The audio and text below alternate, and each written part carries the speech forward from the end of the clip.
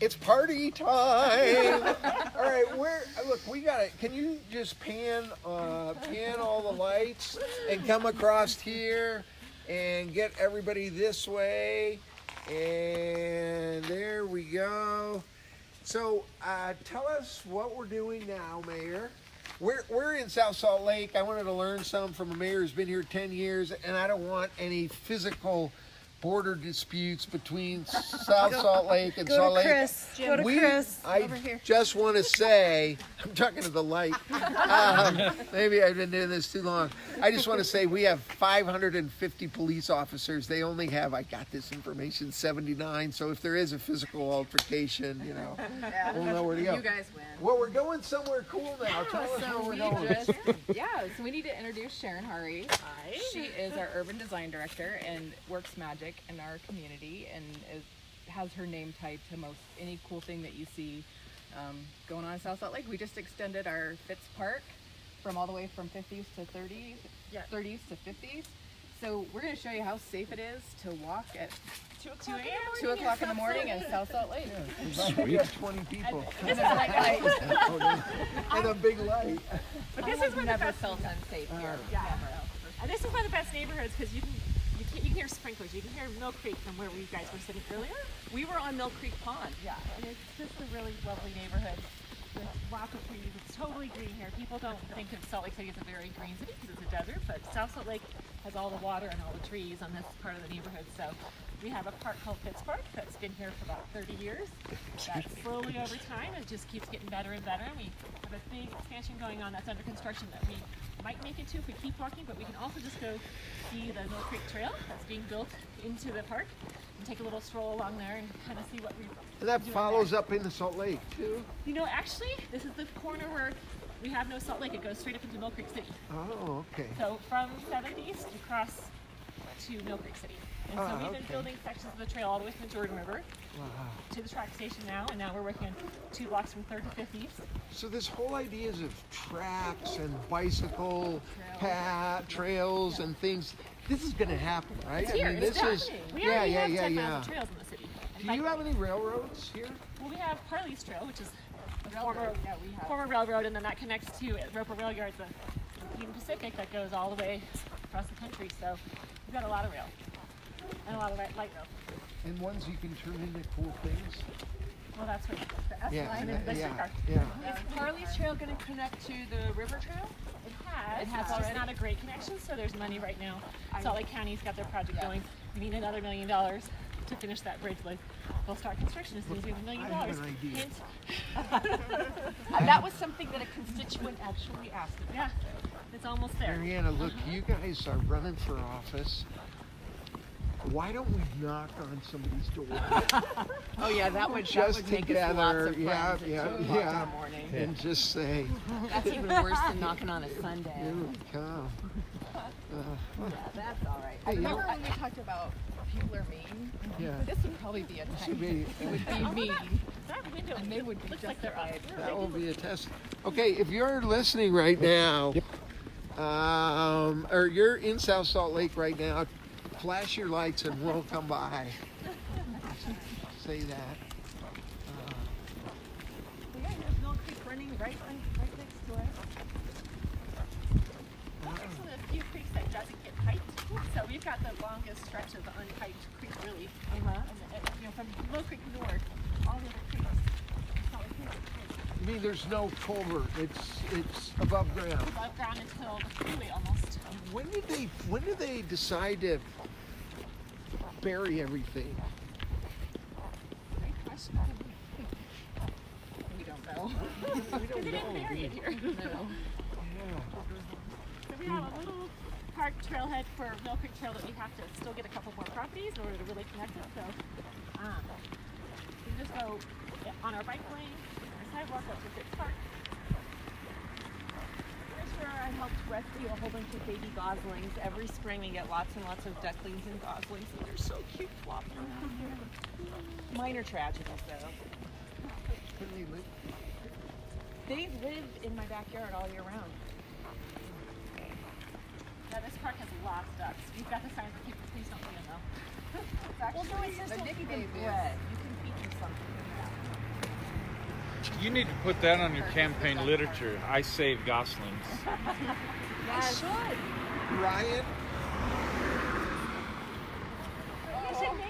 We should name her Ryan Gosling.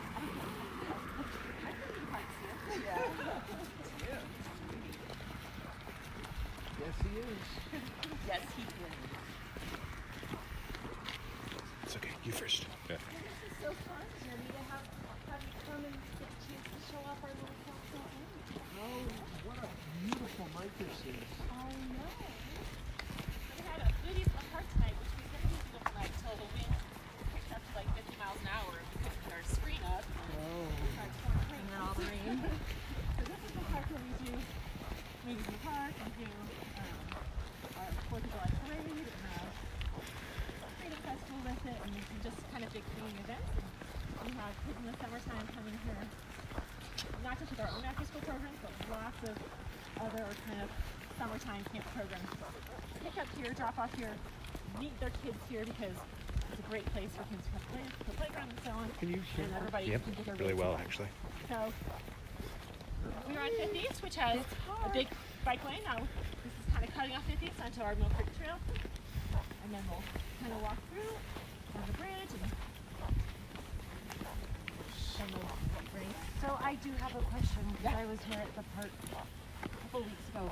You guys used to have barbecues available, and you've taken them out. Yeah. Can you tell me why? I know that our park people say they're maintenance kind of trouble and also sort of asking for a fire. And if people want to bring their own barbecue pit, people do tend to bring them. No, that's the answer I've gotten. Okay. That's exactly what they did, but Yeah. it was just I mean, because people never clean up after themselves. Right. It was just one of those. When did they take it out? Right. So people So this is the first of our 2 blocks of the trail. We got a nice 12-foot wide trail. We've got lighting along it.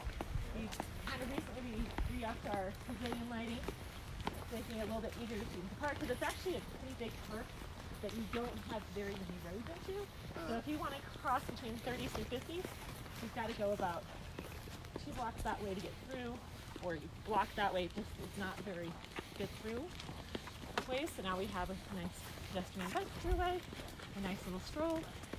As a dog walker, I'm so excited about this. This is like a game changer for me to be able to walk my dog nicely all the way through. That's one of the complaints when you ask people what they want. You know, when you get some park plans, Some they crosswalks they would be great. ask for something that a lot of them said, we just want a place to walk. We want to be able to be on our wheelchair or with our dog and with our kid on a tricycle. And so this is kind of designed for, or on rollerblades, designed for anybody.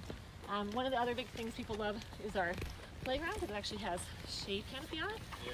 It's a very nice. popular playground. That's fun. We've got a lot of playgrounds here. So we're adding another one because we bought some property 20 years ago with the city, and then it was housing, and so it took us a long time to kind of let that housing kind of just end its life cycle. It wasn't anything great. It was low-income housing. It wasn't in great shape anyway, and so we slowly process of people ending their leases, and then we took down the houses last year and started building this expansion to the park. We're gonna break into my construction site. I mean, we have time. We'll just keep going. So how much, this for everybody. really, On the camera. how much did this Thank you. update cost? All told about $1 million. There's actually a fair amount of money, but we had this. We were in this weird situation where we had bought this property a long time thinking we could make it a park, but then it was bought with HUD money and housing money, and so they said, no, you really have to give us the money back. So we had to give money back to the county and to give back to the federal government, and then they re-granted it back to us. And then we got some money from the state from their outdoor recreation program to pay for the trail. Only the federal government can think like that. So Okay, we're gonna give it back. we're in and the city then- for a couple $100,000. How did you know for sure that We'll step.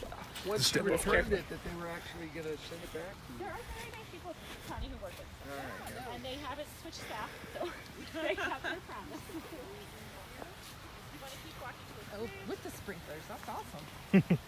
This will wake you up for your, what, No 5 more kidding. hours you have. Oh my goodness. Oh, we got some sprinklers. North Federal Government Fund was that they had our FEMA floodplain mapped all wrong here. That's actually happened all over Mill Creek, interestingly. Actually, they mapped a lot of it wrong. Actually, right where Marianne's house was mapped wrong too. So we had to go through a remapping process that kind of delayed our project a year until they said, yeah, you're right. This isn't the creek. Like they had the creek like right where we're standing. Sorry, we're watering some sod that really is mostly not alive. I didn't turn the lights on this side. I've seen gangster movies like this. They don't end well. Good thing we're not in a movie, right? It's a very complicated, expensive pedestrian bridge just for that reason that it's going through a floodplain. County flood control, but it's actually unified 2 blocks of the city. I guess kind of like building that bridge back again, you know. But come on through. I didn't turn the lights on this side yet because I'm very nervous about the neighbor reactions, and this is day one of pretty long really time. quick. Yeah. And I was going to actually turn them on earlier when we did midnight.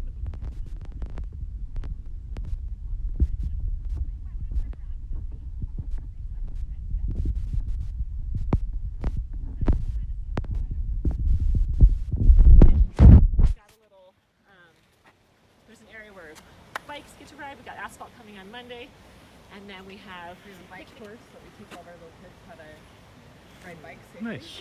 Yeah, so there's a place they can come with a bike and a skateboard and do what they need to do. And then you go down another half of a block to the next little pod of space. The Mill Creek runs straight through here, it's beautiful. And then that space has sort of an adventure. It has a double zip line, climbing From wall. the beginning, when you said, okay, this is the first day on the expansion of About 3 years this of this part. project. This is a very long project.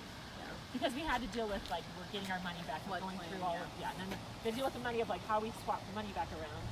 And actually, let's say 20 years. We bought the property 20 years ago. This has been a very long-term vision of the city, and it's kudos to the Mayor-a-Thon crew. And we actually adopted impact fees. That was about when I first got here, it's about a 3 to 5 year process of saying, what are our parks, what are our trails, what can we start charging developers for? And now that we've had this great impact of development, we have $1.5 million of impact fees we can start spending on projects like this. So I always needed matching funds to do projects, and until we really started getting our new development, I would have money from the state or feds, but I didn't have my matching fees really. We just didn't have a big enough budget to do a whole lot. But this is one of just many projects we've done in the last few years that have been really transformational for kids in our neighborhood. Yeah, so every kid gets a bike, a helmet, and a lock for their bike. Okay. We do summer programs. We just finished our bike Gets a Utah. bike? Well, we did our summer Utah, our bike Give them a Utah, bike? our bike Utah summer program where they teach kids how to bike. We give them a bike because Not all very- throughout, like they're we've not had that lots of conversations. They're used bikes, and we recycle them with 3 bikes for kids or with bike collectives. But Bike collectives, spectacular. Yeah, they are. I love those people. Yeah. The bike Yeah, I know. But they're not so focused on kids, and there's another nonprofit that's a little more focused on kids, but we also take our bike evidence fee. We give bikes that the police give as evidence that have been abandoned, or found with associated with some crime. We repurpose them, we fix them up, we give them back. But that was the kind of the #1 problem. We have a really great biking city. Everything's flat. Everything has bike lanes. We've got a few trails, but there's great access, but kids don't have bikes. If we want to build biking culture, kids have to have their bikes. So we're just giving them to them. issue. Fantastic. And it's a theft issue. Kids Give get a their bikes child a stolen. bike, that's a big game changer, right? Up from fitness to their ability Freedom. to explore. Yeah, right. We've had kids who wanted to go to a different elementary school or different junior high that needed a bike. You're good. Kids saying, "Can we just get some bikes to do?" Oh, that's nice. I'm like, I'll take it. Oh, this is impressive. Absolutely. It's more pretty That was effervescent. So we need to come back for what was it? October 5th, and then what else? Do we come back? Girl. You know, you might want to rethink that name that's called craft. Yes.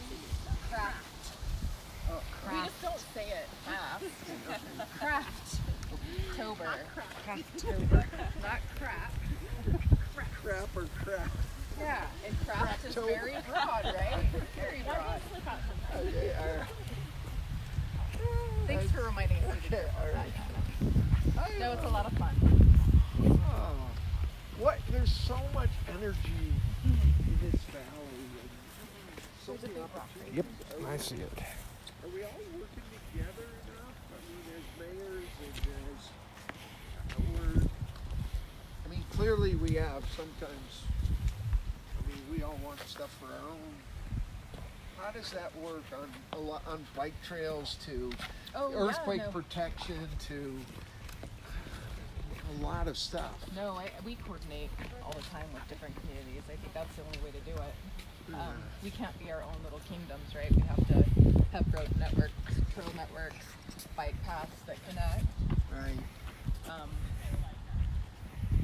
So no, we've always seen it as something that we work together on all those things. This is wonderful.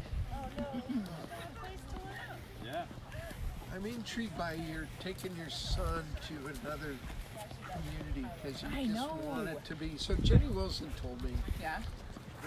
this was 3 weeks or so, maybe a month after she was elected. We talked to her today. Thank you. And she said, you gotta keep your I can't remember, I'm paraphrasing this, but she said, you gotta stay down to earth. She said, it's amazing how much funnier my jokes are now that I'm there, and how people lean into what I say, people that were snoozing before. Yeah. And you just have to kind of learn to. No, so I just wanted one opportunity where my son wasn't sharing his mom. Yeah. No, I get it totally. And his brothers are much older, and so he's very aggressive when it comes to sports because when your brothers are 7 and 9 years older than you are, like they don't let you play unless you're, Yeah. You have to prove yourself. Exactly. But it was funny because I had this couple that we would see from the distance, and our sons played on the same baseball team, and they were just South Salt Lake, so they came in to our night out against crime, and they're like, "Oh my gosh, you're our mayor? I didn't even know that." Like we see you all the time, and our kids play together. I'm like, that was on purpose. Yeah. Just wanna You're like, be Jackson's biggest cheerleader. Yeah. don't give it away. Yeah. No. My big responsibility is being the mom. Nope. They're my priority. So. And what about, how do you have a chief of staff now? Yes, they do. And how did you pick them? So this individual worked in the mayor's office with me when I was chief of staff. And so, again, passion for the city. They live in South Salt Lake. Amazing skill set. And, Who was somebody that you knew? yeah, that I had worked with. How many people do you get to know? So all the cabinet, so the case chief, urban design director. Does politics play a part in who you pick? Again, so That's a great question. yeah, that is a great question. No, because I want the best professionals, because I'm not an engineer, I'm not an attorney, I've never been a police officer or a firefighter, so I want the most experienced, best professionals telling me or weighing in on, creating a great community. And if you pick the wrong people, everything is gone. Even if they're your political allies, if they're not the best people, the best professionals, then you're not going to be able to manage this. So, it's hard to say that there's not politics involved, but I really don't want it involved. Still have to get them appointed to the city council, and that I think would be where politics I would come pick into that play. out. So we're walking back, or we're here, or what's You're right there. We're right here. Mayor, thank you so much. This has been so fun. Mayor, thank you. Such a beautiful park. I'm going to try to come by when we can see it. Come on August 9th for our next meeting. Really like it. Cool. It's the coolest spot. It's not hot here. Marietta Council at Large, South Salt Lake. Thanks for the plug, Jimmy. Yep, you got it. And vote for Gosling. Ryan Gosling? Yeah. See you. See you guys. Hey guys, are you okay to walk? Oh, We'll be just fine. fun We're question. very safe here. Bye, you guys. Bye. See you later. I like coming down and visiting our sister city. Our Brooklyn? Yeah, good. That's fantastic. I hear they call it Sugar Hood. Those who live here, they call it the Sugar Hood. It's the Sugar Hood to the Sugar House. Sugar Hood. Oh, everybody's trying to get that Sugar House field in their names. So have a good rest of your evening. You're welcome. See you in a bit. Bye, lovely. See you later. Bye-bye. Thank you. Me. I'm like Shayla is in the front. Yeah. Thank You're you so welcome. much. It was Good to help terrific. out. I Happy know to you help. got family at home. Yeah, gotta get home to the kids. Kids, yeah. Yeah, I'm good. And you know, there are only 1 in 3, and I appreciate you leaving them alone this long. Absolutely. No problem. No, I'm Grab my lying about jacket. that. Good. All right.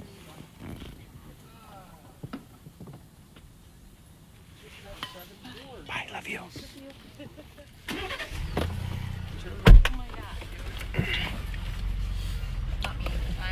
What a great place. What great people. Yeah. Oh, sorry. It's okay. Just for a moment.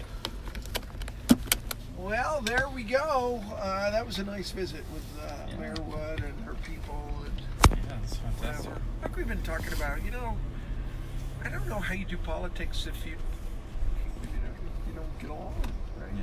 You gotta do stuff.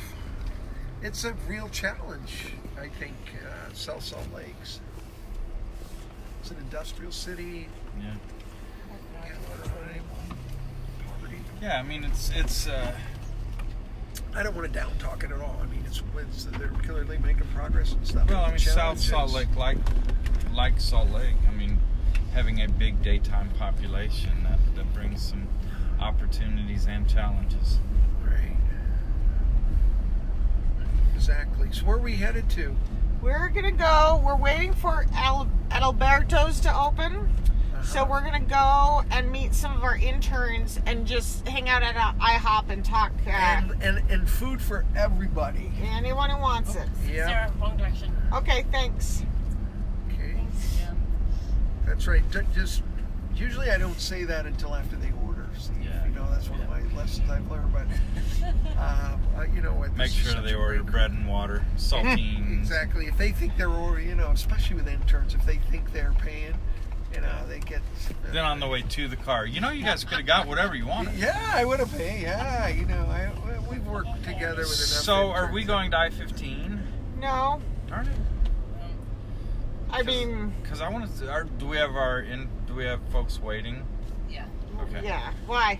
Just at some point, I want to talk billboards on 6 South with the big monstrosity. Well, should we do that instead? No, not Yeah. that. So we're everybody waiting. wants to eat. Okay.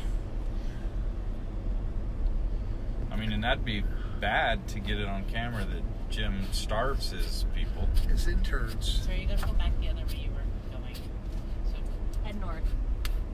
Wait, we're going north? No, we're going west. You have to turn north. Well, you can go up to State and go up there. Yeah. It's okay. What is that? We're going Trolley Square, right? Take a right. All right. State Street. Yeah. There's one at 4 South. Thanks. There's that That's one. where we're going. Oh, okay, great. So I think that's 24. Yeah. I always do something like it's hard to like start. Well, interesting. It'll be interesting to see if Mariana, how her race goes. Do we even know how many people are running for that at large seat? There's I 3 think of she them. told me 3, yeah. Yeah, so Well, so we might not get to the billboard. That might not work out. Should we talk billboards? all right, let's talk billboards. Let's talk billboards. I didn't see the thing on TV. Do you remember it? Yeah, I mean it was good, but I'm going to take the story back further than that. All right. Well, I'll take it back to when I first went in the legislature. Met with a certain outdoor advertising company. Can I say the name? You don't care, do you? I don't care. So yeah, Reagan Outdoor Advertising, and just, kind of an indecent proposal. And so, I just didn't feel good about that. I didn't want their money. I didn't want their anything. And so I never had a great feeling about them. And then Salt Lake actually was leading the charge, not against billboards. You can't say that. Salt Lake was leading the charge so that you couldn't have billboards everywhere. And that, of course, made Mayor Becker and Salt Lake the enemy of Reagan Outdoor Advertising. And the laws are just ridiculous what billboard companies can do. And so Reagan was always pushing for more and more of those. And in 2012, I went toe-to-toe with them and fought what they wanted to do. And it just was one of these bills that wouldn't stay dead. And so it came up at the very, very end, the last night. And so I ran a little filibuster, and Majority Leader Wayne Niederhauser was running it, and managed to kill it. And so a lot of the things that they wanted in that bill, they were in litigation with Salt Lake City. And as long as I was in the Senate, they knew that they were going to have a big fight. And Salt Lake, so I left the Senate in 2016. Salt Lake actually won some cases that talked about when cities could regulate these billboards. And so everything that the citizens of Salt Lake paid a lot of money to litigate,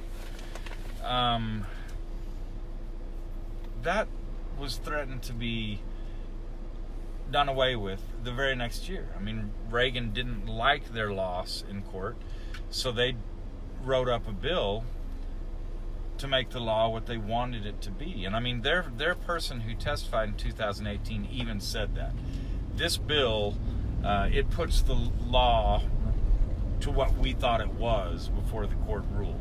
So remember, this is a victory that the citizens of Salt Lake paid for.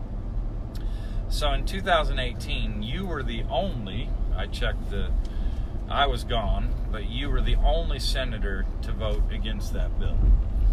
And so one little dandy that bill gave Reagan Outdoor Advertising, at the expense of the citizens of Salt Lake, I would say, is they can move their billboards anywhere they want, basically. And so the court said, no, in certain situations you can move them, in certain situations you can raise them, you don't get to do both. Well, this giveaway in 2018, that again, you were the only senator to vote against, it gave them that ability, along with other little cherries. So, when people ride into 6 South, come into Salt Lake on I-15, they should think of that when they see those huge monstrosities there. That is the welcome into the city, and unfortunately, because of the 2018 legislation, we likely will see more of that. Well, they're not shy as a company. I mean, they're there to promote their own interests, and that's what they do. And I suppose the legislators are there to promote their own interests, and we end up with stuff. I'm not going to yield. I just think that we ought not to. Well, and again, it's one of these things. I never thought I was anti-billboard. I don't consider myself anti-billboard, but if they can unilaterally move their billboards wherever they want, if they can raise them, there's a big externality with those billboards, and especially as they start illuminating them, as they're lighting them up, that imposes a big burden on the neighbors and on the community. And so I think it's important that someone stand to at least keep them in check and not completely give away the farm. And that was a big frustration. you know, you leave the legislature and you think maybe you've done a few things that will hold, and that's the one, you know, that, especially when the court stepped in and ruled in favor of the citizens and tried to put some checks on the billboard companies for the legislature then to give that away. That one doesn't sit well with me at all. And I'm sure, well, we already are seeing it. That's what the article was yesterday. It talked about candidates that are receiving lots of perks from Reagan because you voted against their bill. I hate to break it to you, Jim, you're not going to get any of those perks. No free billboards for No me? free billboards for you. If you advance out of the primary, I guarantee you lots of free billboards for your opponent. You know, Lots of billboards. that's where they're going to be everywhere. I have no regrets about that, and I think further we need to look. We don't know how much money in free billboards are given out. You know, the whole purpose of having a campaign finance law in the city is, you know, where candidates are getting their money and where they're spending it. And where people are spending independently, they ought to be required to say where they're spending it, and there ought to be certain requirements about how they value whatever it is they're contributing, because the obligation ought to be that everybody knows that this company or that company is giving this much in goods or services or cash to candidates. So where it's difficult or nobody seems to be reporting it, that's really a big issue, and we need to clarify that. Well, the story said that they, a number of $50,000 of You're going to go up Fourth South. in-kind contribution was reported. Against Ralph Becker? No. For these three candidates that currently are receiving the donations from Reagan. But,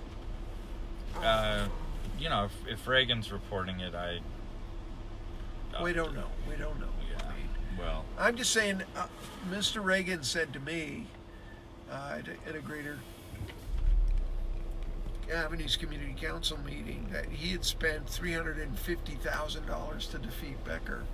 So it'd be interesting to go back and see what the reports show. Yeah. I haven't done it yet, but Take a right, look for it. Okay, I know where we are. Thanks. So he said that his company spent $350,000 to defeat Becker.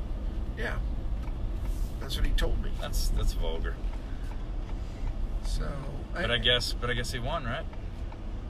yeah, well, Becker lost. Anyway, I have no, Steve. It just doesn't interest me. You know, I don't want free billboards from you, because it's not as though you don't want anything for it, right? Right. I mean, I don't know why they're. I suppose they want something other than other than good government. Well, But I don't know. I don't want to give them. I don't Well, know a motivation. Well, so. okay, let me go back to our earlier conversation. When I said the delegation in St. George, we would sit down with our mayor and get direction. City of Salt Lake won some court battles, and then it was given away the next legislative session. You were the only senator, meaning the only senator from Salt Lake to vote against this. What kind of instruction? Don't answer this, I mean, because I know. What kind of instruction, what kind of coordination were the representatives and senators getting from the city? I watched the last election, so you don't even need to answer that. Okay, we're going to meet everybody, and we're going to have a big grand pancake crab fest. Now, where are we going? What place? IHOP. There's a it's an unusual little IHOP right up here, Up in the across behind. from the Starbucks. Oh, wow. Okay.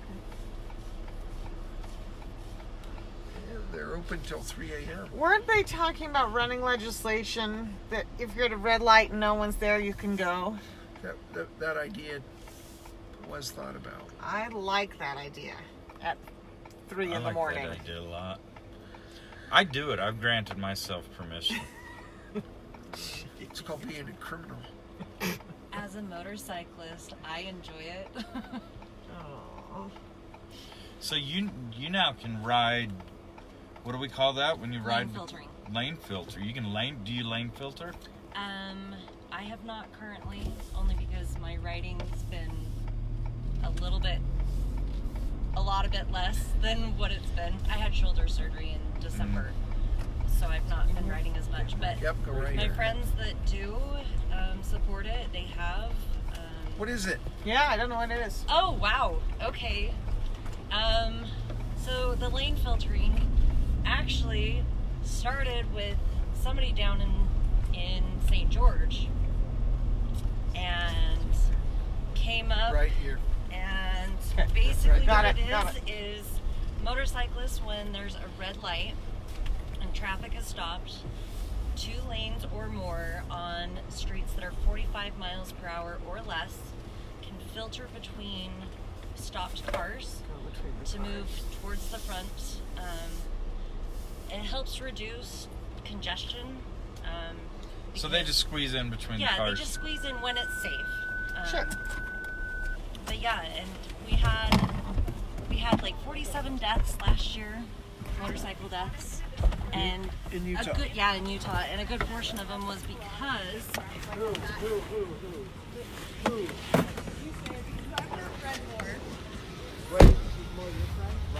Oh, can I be on the Watch it. Yep. Watch it. Watch it. Yep, Watch yep, it. yep, Be yep, careful. yep. There's another thing right behind you. Okay.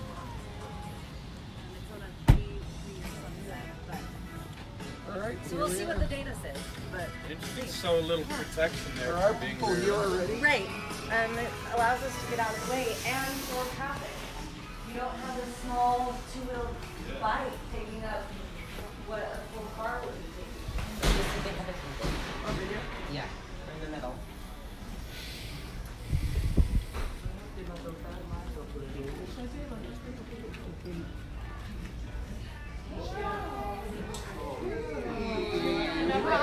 Hi. I guess we don't need to shake hands everywhere. And this every is time. Byron on the end. Do you want to add another table? Do you need help? Yeah, we're Thank you.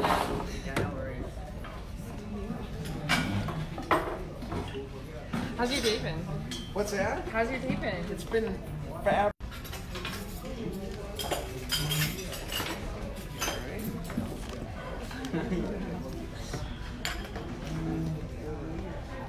Have a seat anywhere, Jim.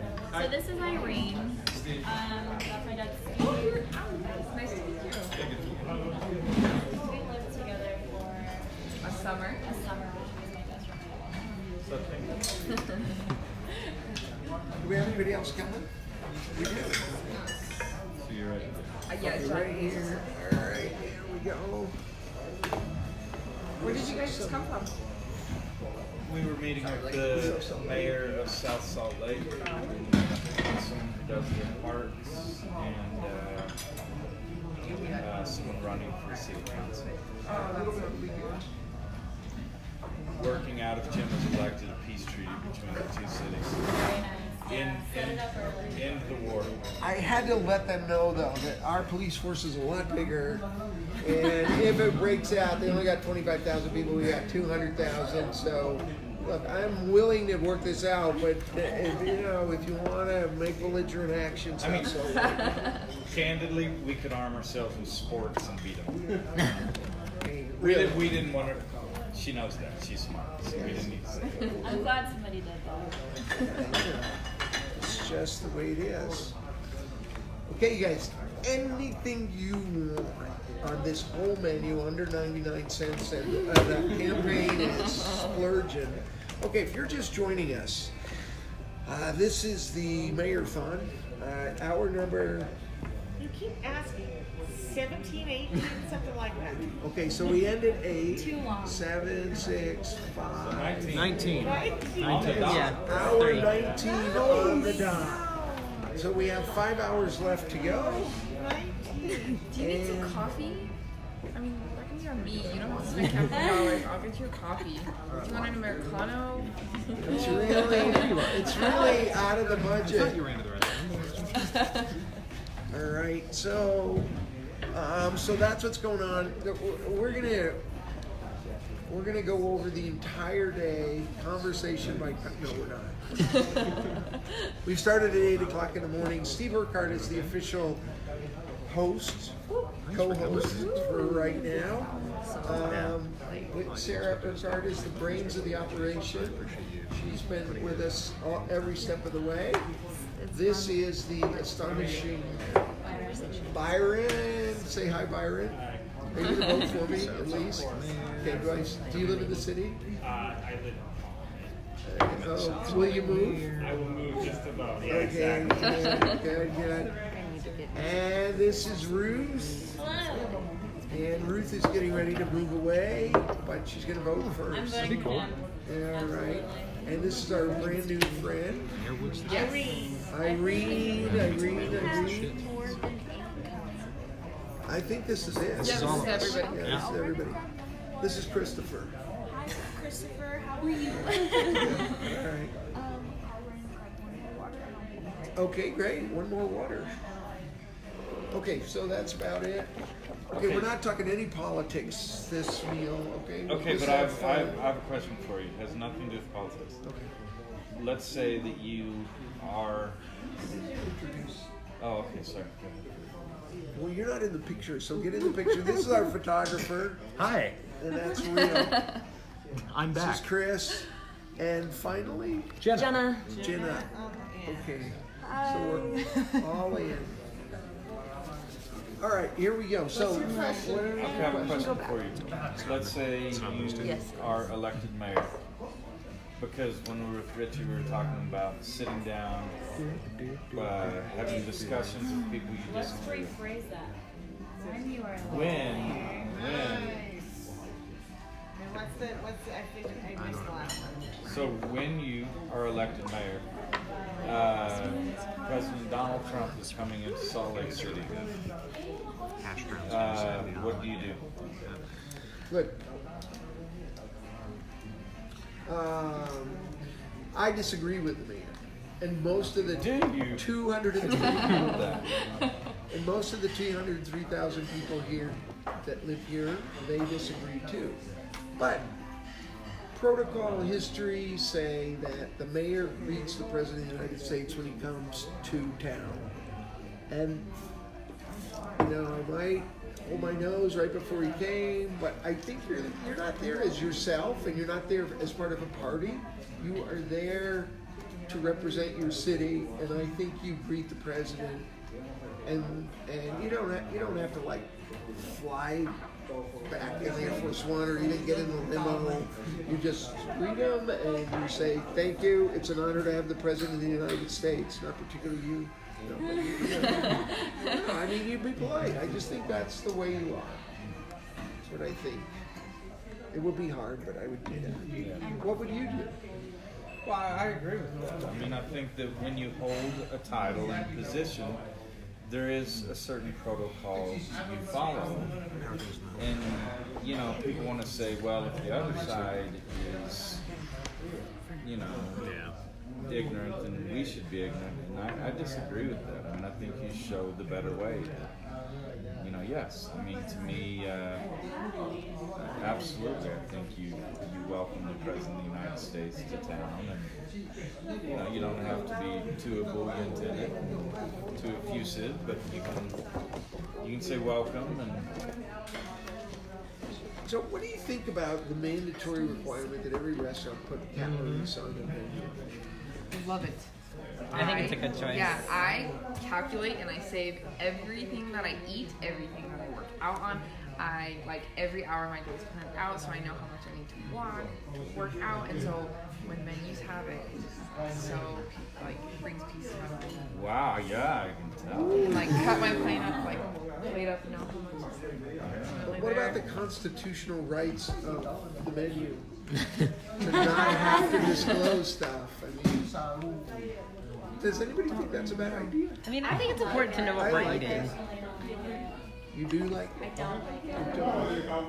But I just like it's like my own personal thing. I think people focus way too much on calories rather than like whether what they're eating is good for them. Which I think is more important, but there are many ways to be healthy. Because I had no idea that a cheeseburger omelet is 1,240 calories. But I'm surprised Split it's it only, between the 2 days, Jim. I mean, come on. it's only 1,200. Calories for yesterday, calories for today. There you go. There you go. You've been going almost 24 hours. Like, I can make this work. what are you gonna get? Man, I don't know. Actually, I think I'm just gonna get pancakes. this big old cheeseburger thing has less calories than the omelet.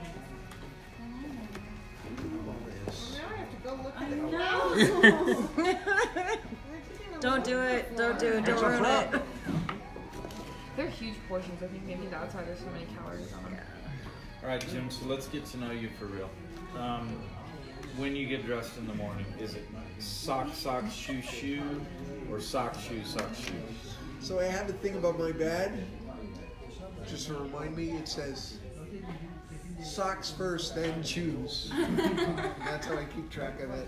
It's And so you embarrassing. do both socks and then both shoes? Socks first, then shoes. So yeah, so I just follow what it says. Okay. I'm like Ruth, you know, I have principles. So I try to live by that. Cool. Well, wait a minute, we haven't got our biographies yet. We've been doing bios. Oh, okay. And so it's time, Irene, for a biography. Okay, so hold on, you got the camera on her? I'm gonna turn it right now. Okay. Okay, my name is Irene Salinas. I go to the University of Utah. I'm an accounting and finance major. I'm from Southern Utah. Where? So I went to Pineview High School. So Oh I my God. went to Pineview, ran against your son. The Panthers, yeah. Yes, I knew your son because we were the same age. Sweet.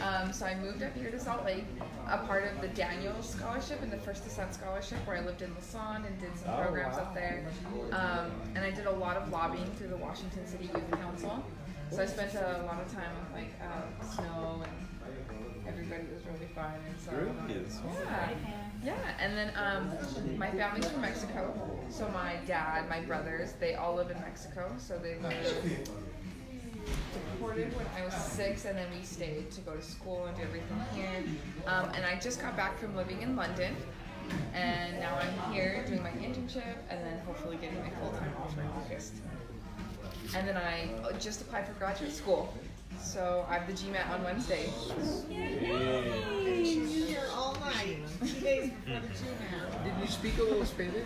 Yes, I lived. So when my dad got deported to Mexico, I moved there with him. Well, he went to prison first, and then when he was deported, our entire family moved to Mexico, so we lived there. No, I didn't say on that. Where? Guadalajara. She's home. Yeah.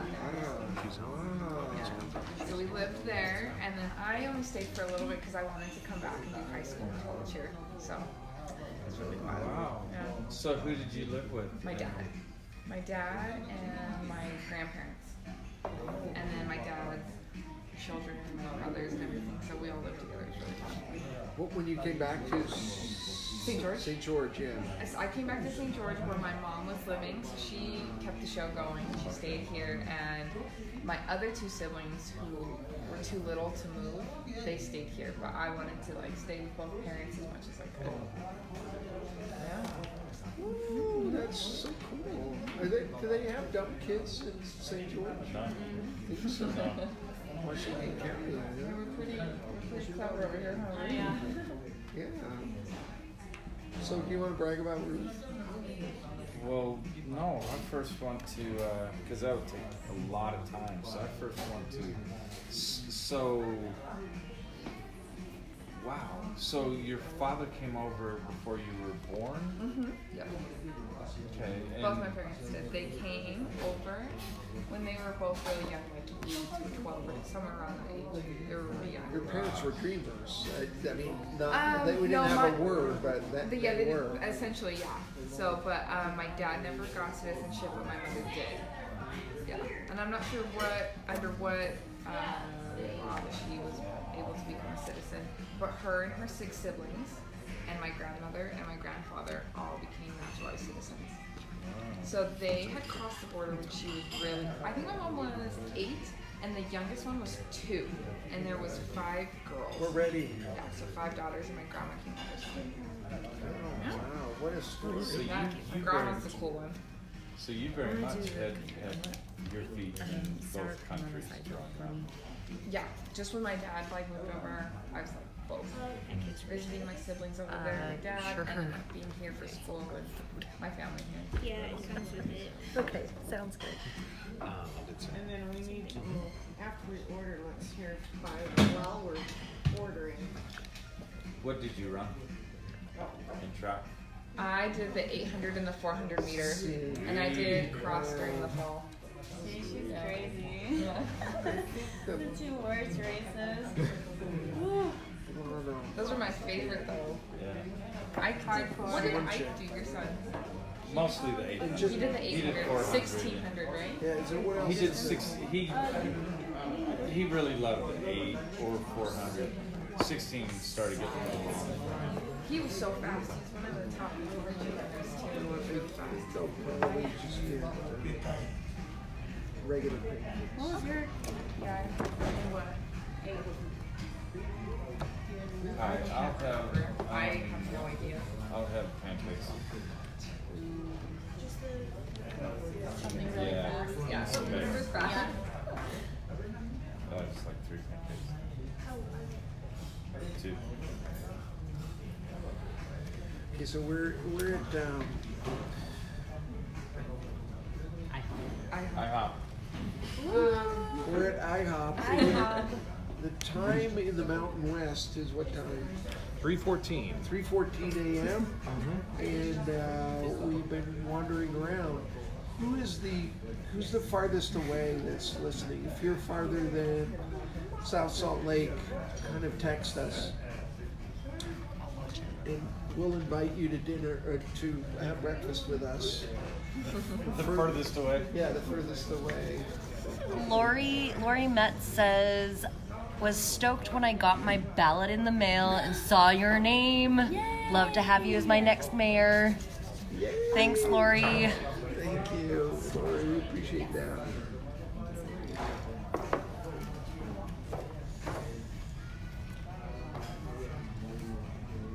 Wait, what did you guys order? What did you get? Chicken and waffles. Nice. Calories of choice. Oh, I didn't check. It doesn't. I think it says 1,300. But I was gonna have a piece of chicken. I was just gonna put it at the end. Unbelievable. Is it raining again? No, it's so Speckles on the clouds. So can we hear that from Byron now? Yeah, Byron. Yeah, he's a new face to Top us. that, Byron. Yeah.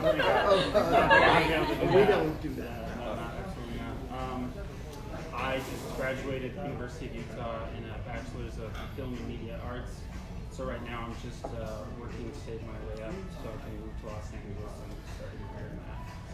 Really? And what do you want to do? Ideally, I want to be a writer, director, do stuff like that, but like editing, I would be able to find out and stuff like that. Do you write anything down? Yeah, I'm working on a couple of drama screenplays. We need a script for this thing we're doing now. So, you know, right, if yeah. you got it. Any ideas about how we're going to get out of it? We don't know how to. We haven't written the ending yet. So when have you written a whole script? I mean, I'm writing multiple. I didn't completely finish one. I'm like 60 pages through one, partially way through one. But whenever I get stuck on another one, I just need to get into it. do you know what's going to happen? Yeah, like roughly the narrative map down. Yeah. And what kind of thing is this? I'm writing one that's like a thriller and one that's more of a comedy. So I'm just trying to do stuff. I think that's cool.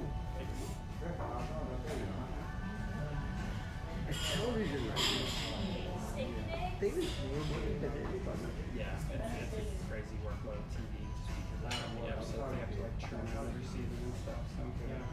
Would you write for that, or would that? I would love to be a showrunner in like series. Next Game of Thrones. Yes. Yeah, HBO. We're good. Oh, can't see it. Oh, Okay, we're good. And it's broken now. Can't take So, you what are some of your favorite movies? Movies? Oh goodness, that's hard. I love like Christopher Nolan movies, like Inception, stuff like that. Something I saw this year. I saw Once Upon a Time in Hollywood last night for Tarantino was movie. I enjoyed it. It's My brother really wants to see that. It's interesting. it's got to be bloody with Tarantino. Yeah, exactly. It's like pretty low key up until the end, and then it Don't- gets into Now you just killed the movie. Tarantino. But, So I think those are tokens, and I would like to go ask them to vote for me. Is there a classy way to do that? There's no question what you just, There's nothing. You just gotta do go it. through Just go do it. Shameless. But I know how to say hello in Tongan, but what if there's You never want to assume. Yeah. So, Do you know how to say goodbye? You can ask, and then if they are, then you can say goodbye when you're done. Never mind. He's like, it's too much. I'm kind of nervous. Or you can just go over and say hello. Or I could ask him for a donation. This is how we do it. Hi, my name is Jim. Will you give me $1,000? Cool million. So where from? where am I from? Yeah. I was in Salt Lake City until I was like 5. My parents had a condo, and then we moved to Riverton until I was about 12, and then they moved to Draper. So Utah. Yeah, just you Utah. Salt Lake Valley. Yeah, Salt Lake. exactly. Okay. Yeah, Salt Lake Valley. Well, are you starting to feel like nostalgic for your old days at the U? Yeah, it's kind of weird. It's weird because it's the 1st August and I'm not heading directly back into school, so it's kind of like Did your parents say, "Oh, get something that's going to pay you better and feel better"? My parents have been really supportive, honestly. They've been really great about it. Who was on the Riverwalk today, about 50 hours ago? No, but I mean, who here was there? No one. Nobody here? Okay, I can tell the story anyway. So this guy, we were walking through the International Garden, and Jason was showing us around, and Jason is smart about what we need to do. And at the end, I said, "What do you do?" And he said, "I'm a filmmaker." And I said, "Have you done anything that I would have heard of?" And he said, "Well, Transformers." I haven't seen it. Wow. Have you seen it? No. They were filmed in Hanksville, right? That's Really? Southern Utah, yeah, where. Oh my gosh, for real. Yeah. That might be why, because I don't know what he I think they were filmed in Hanksville, where all the canyoneering, where 127 hours happened. So that's where all that happened. Yeah. If you would have been there, I could have said, "Okay, we need a job here." Exactly, right? Yeah, Yeah. exactly. So Inception, that was Leonardo DiCaprio. Yeah. He was clearly in the wrong level. Mal was right. Right? With that ending, yeah, with the spin top, that was really bad. Yeah. So the one who came in to help him, Ariadne. Yeah, it's like Oh my gosh. The Minotaur. Yeah. You know who she was? She was his daughter. Ah, okay. He was Interesting. He was so good because his father was so good. We know this is genetic. He'd been there for so long that she grew up and came back to get him. That's when Inception 2 should be. Yeah. Here, we need to cut out that part. That's a big idea. It's live. Don't It's not going Whoops. anywhere. Yeah. That was your best idea in years, or Kurt? Only idea I've ever had. Let's see what that 13-year-old kid thinks about it. Yeah, 13-year-old kid. Do you like that in 72? I think he went to bed. Okay, Sarah, why don't you tell the audience what you're talking about? I think it's kind of fun. Somebody in the last 2 visits was making, I could look up his name, but he was making some interesting comments about somebody without shoes. Richie, And he was saying, yeah. this Richie. is so boring. What are you guys even talking about? I looked him up and he's just some 13-year-old kid. So when the wonky politicians are talking about variances, of course it's boring. It's 2 in the morning. So, kid, there's so many other things you should be watching. For your benefit, 13-year-old kid, have y'all seen the trailer for The Joker? The new? No. Oh, is it good? Joaquin Phoenix. It's the origin story. It's going to be awesome. You say that like you know what that even means. I read it. I read an article today. It sounds. That's funny. That's going to be great. That is so funny. Well, you're capturing a younger audience. Let's just say that. That's not a bad thing. Yeah, you know what? 13-year-old, can you vote? Not yet. Not too far away. What have you done for me lately, 13-year-old kid? That is so funny. At least he's engaged. Right. Because at first I'm like, who is this? And then we looked up. Oh, that's it. Then I like it. This is so boring. Why am I watching? You know, You're like, you're right. That's a great Change it moment, up. right? You know. He's making memes of you now. What? How did you even know about us, right? I mean, you gotta. Yeah, that's pretty cool. You're gonna hear about it. How did the kids outside beer bar know about you? Hey, Jim Vegas, check you out. I know how. Yeah. Oh, yeah, true. Good point. Every 20-year-old knows. Yeah, that one kid was fun. Are you gonna vote for me? Shit, yeah. Fantastic. I feel like that's so happy. Like when you have like the younger people who are like, Yeah. I think it's fun. I think it's because you root for young people. You know, so many people in politics are like afraid of being like booted out eventually, and you just like see young people for like their brilliant ideas, and so people really like respect you. Yes. You're too nice. You know, why don't you talk about our mutual friend, which I didn't know about. Yeah, I was gonna say, Jim, this isn't the first time we've met. We have met before. We met at the state capitol. So your friend and my friend that we're talking about, he interned for you. His name's Zachary Luss. Right. He was my mentor through high school and into the first bit of college. And I was pretty good friends with his younger sisters and their family. He interned for you, and I remember when he had interned for you how excited he was and offered you to be your intern. And I went into college wanting to be a poli-sci major because of Zachary.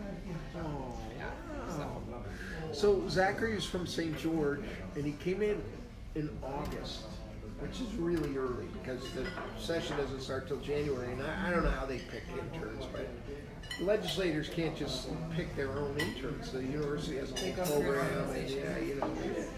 So Zachary came in August and he said, "Well, I want to be your intern, Senator." And I said, 4.5 hours "Well, to go. yeah, that sounds fine, but you have to apply like in January or whatever. Talk to the Hinckley and they'll pick you." He said, "No, I want to do that, and I've already kind of decided on it." So I said, "This is a way to kind of get rid of him a little bit." They said, "Okay, I got a meeting 7 o'clock tomorrow morning, so this is in August. So you come on up here at 5 minutes to 7, and he was there. So in August, September, October, November, he was there every day. And we had a TV show, and he was on TV a lot, and he became the executive producer and got picked as the official intern. And then, of course, the tragedy. Yeah, he got killed on December 24th. You know, it was so terrible. It was terrible. And the Senate honored him, actually. Yeah, I was there that day. Oh, that's right. That's when What a great man. It says on his tombstone he was 20, right? I think he's 21. And it says young forever.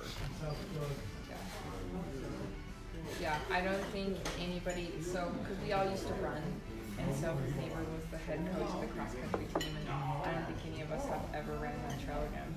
I've been down there. It was a pretty popular trail with all of us. Just mustard going down there anymore. There was something special about him. Yeah, Zach was so cool. He was so kind. Like, I remember that people around the time of his death had come out with, like, you know, little sayings of things Zach had did for him, and I was so shocked at what a, like, selfless guy he was. I think one of my friends had said she wasn't able to dance, and Zach wasn't protective of the dances, but that he would do those kinds of things. He went and picked her up and, you know, talked to her parents and made them comfortable and had dinner with her family to take her away, just so that she would feel comfortable. Like, Zach was such a sweet human being. And he was involved in the youth council. He was huge into politics. He's the reason that I wanted to go down the same track. And I think he was super involved in school too. He did DECA and FBLA, and those teachers can always tell you, like, how involved and how smart he was.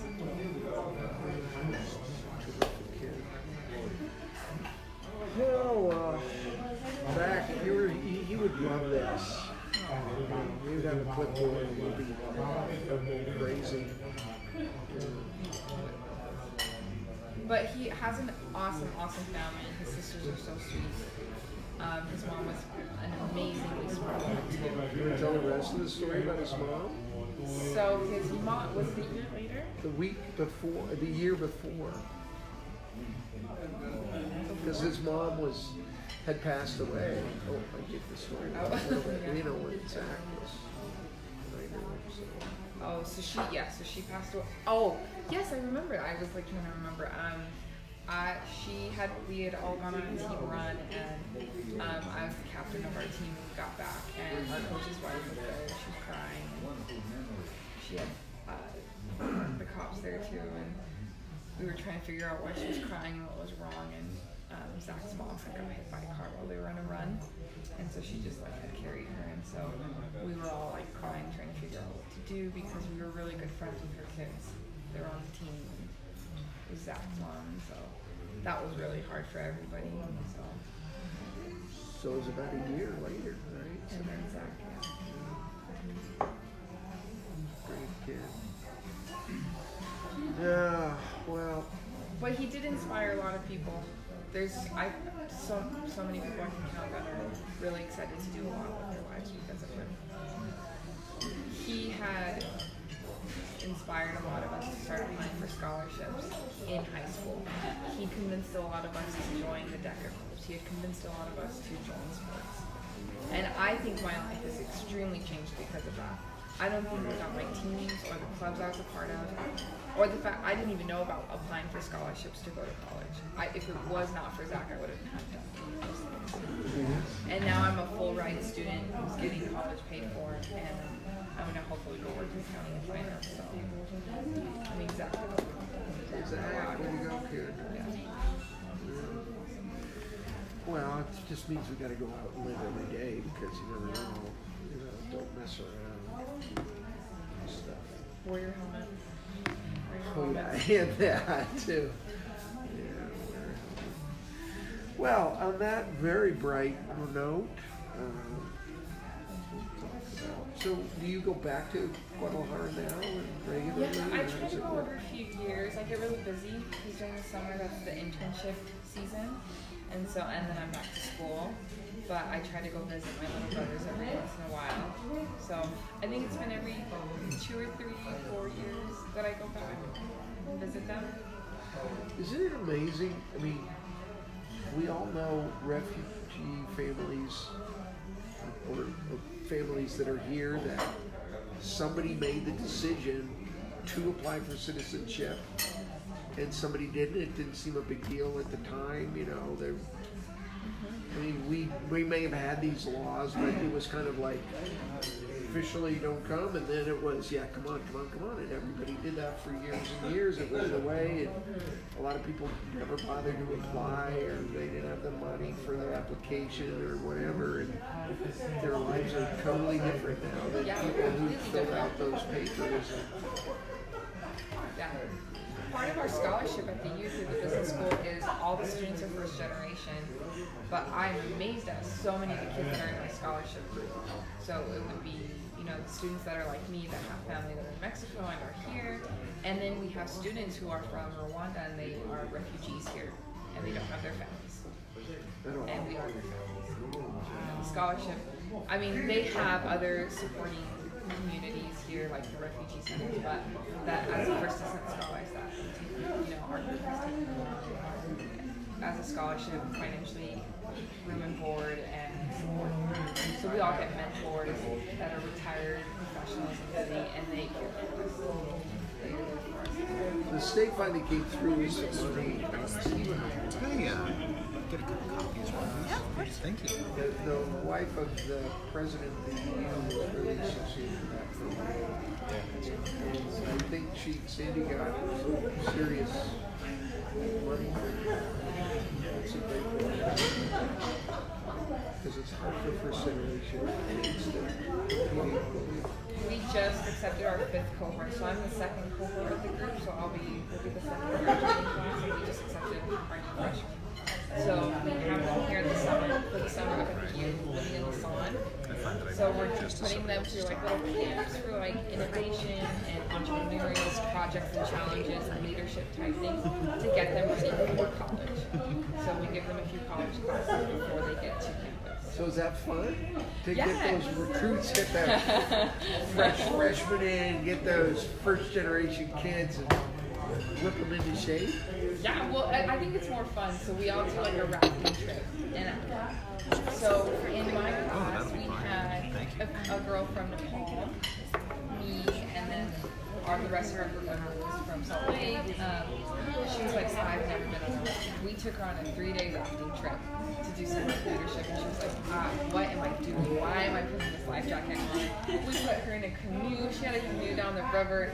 She hated it, but when she was finished, she was like, this is so fun. And so it's like, oh, we've been able to like give these students like such a cool experience. All these freshmen come in. Do you remember her name? Yeah, Bhakti. She's so cute. Yeah. But she was so cute. She's on the river, and so I love that we all came on. Never like most of these kids have never gone climbing, never gone river rafting. We did it. You make them do that? Yeah, so there's not just Why don't you make the Senate do that, Steve? Send all those senators on a river rafting. go on a leadership I trip. could have used the ropes course too. But the program also gets to take us abroad, except for my cohort does not get to go abroad. Because we have DACA students, we have dreamers in my cohort, so our group can't go abroad. But every other cohort hasn't had DACA members, so they've been able to go to London. So they go to London for a week, and we do company visits, but our cohort didn't want to separate. We wanted to stay with all our dreamers, and so we just went to Brazil and met with some tech companies there that just got bought by some private companies. So it's Good for you guys. So is that the Lasan? Do they help with funding those trips? Lasan does not, so this is First Descent Scholarship. This is mainly funded by Wasatch Advisors, Jeff Cardin, the Cardin Foundation. So yeah, those are like my Jeff and Helen. Yeah, Jeff and Helen. Those are my mentors. Have you been to their house? Yes. You know their artwork? It's from St. Petersburg or Moscow, I can't remember, but Ellie had commissioned, I heard the whole story of how they got their artwork commissioned with like the Iron Curtain Fallon. They had gone in and bought art, and it's beautiful. I love Russian art.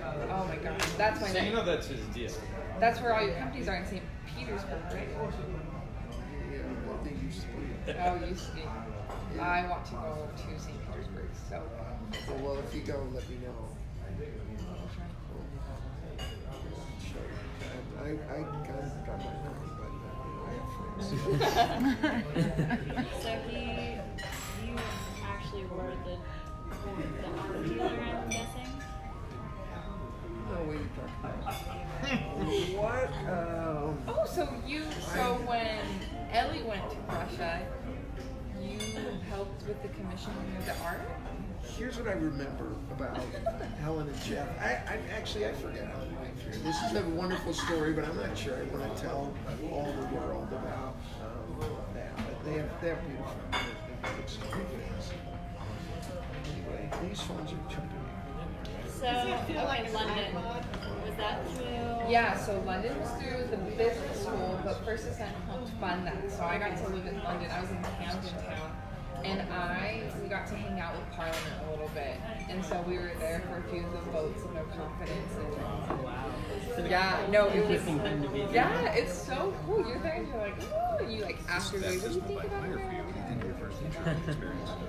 You know, they only think about Trump when they think of America. Yeah. They're like, oh. Hey, their new prime minister is just as goofy as Trump is. Oh, Boris Johnson. Yeah, they can't argue. Good. Good. What lives in Ireland? Yeah, so give us the Ireland accent. No, still not doing it. Hey, come on, it's almost 3:40 in the morning. Nobody's watching. Saved by the food. Oh, lucky you. Oh, right here. Yeah, but I got to live in London and I'm so lucky. I got to travel to Germany for Oktoberfest. And I was... I'm jealous. Yeah, oh, it was so cool.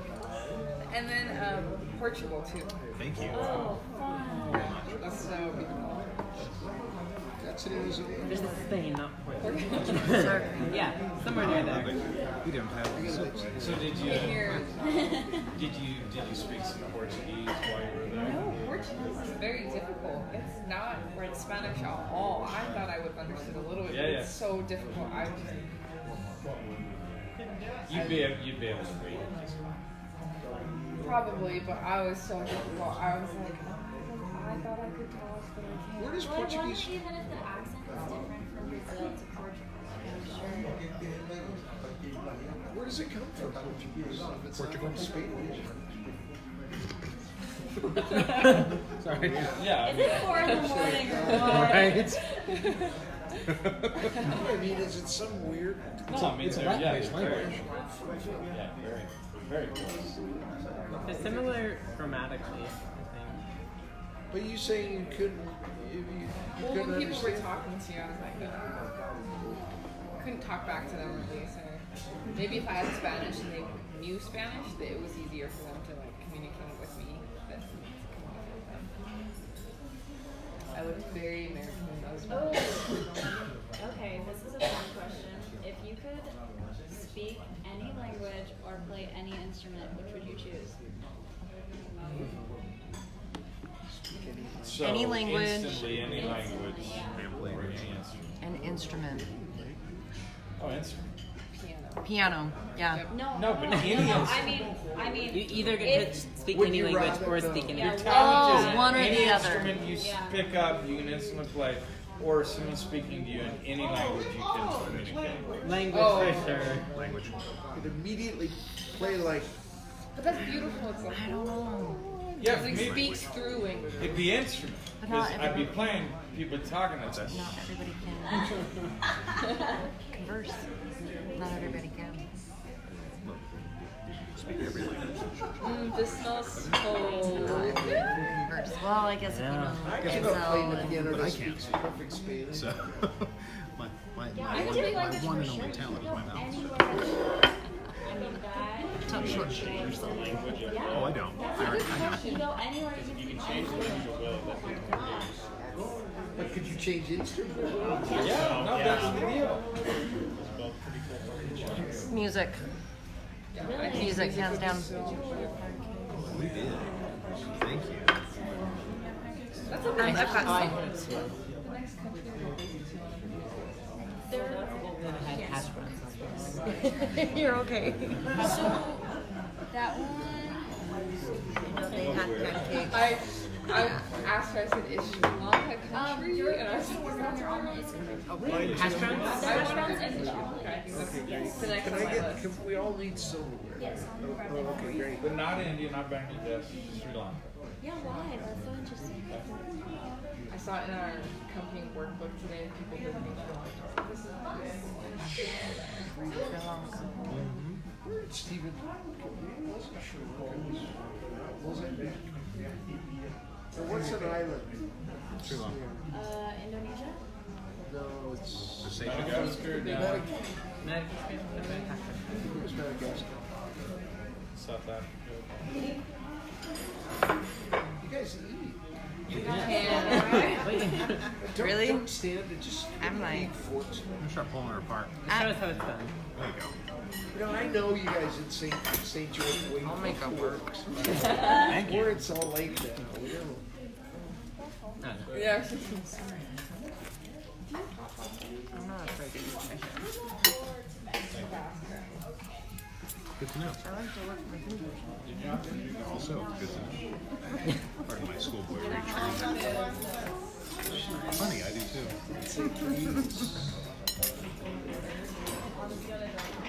What do you need?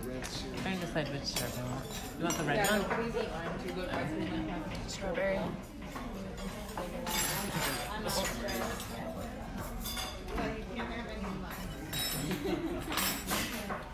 Jim, is this normal for you to be open awake this late? You should. Question back at you. Interesting Freudian slip. Say it again. Are you used to being up this late as well? You know, After this long. I'm really don't sleep a lot. That's- So I get up early and go to bed late. And then usually I wake up in the middle of the night and I watch episodes of IHOP. What show was it that you said? It's called I Love Lucy. You gonna make the chocolate? Makes me laugh. Thank you. You really is that your nighttime jam when you Because you don't really think about it. Yeah. Nighttime shows are different than daytime shows. It's true. Yeah. Hopefully somebody's waking up with insomnia. It's clicking this. We're their nighttime show. 13-year-old kid. Boring. That is so cute though. That speaks the story. So boring. Why am I watching? We don't know why you're watching it. Well, I wanted to give him permission to go ahead and turn it off. But I like his one political lower the drinking age to 13. Really? That's what he Yeah. He did. He did. You get on that today. First act as mayor. You know, He said lower the drinking age. he wanted this conversation to apply to him. I did make one promise on the campaign trail, so for you, Facebook kid. Kid, if I were you, I'd go for putting the voting age to 13, and then you might get the drinking Yeah. age, but it's Yeah, not going to that's go right. that way. What's your best political movie of all time? Manchurian Candidate, Wag the Dog, Candidate with Robert Redford. Wag the dog is so good. Sort of, almost there. Dave. Did I hear legally blonde? Or am I just like delusional at this point? Ron Burgundy, is that a He's like a youth caster. There's some movie Right. where Will Ferrell's definitely It was like this. I thought Will Ferrell was in a really funny like campaign. Yeah, that sounds right. Zach Efron. He was. I'm trying to think of what it is. Oh, he ran for president. Oh, is it called The Campaign? I think it's called The Campaign. Very nice. Thank you.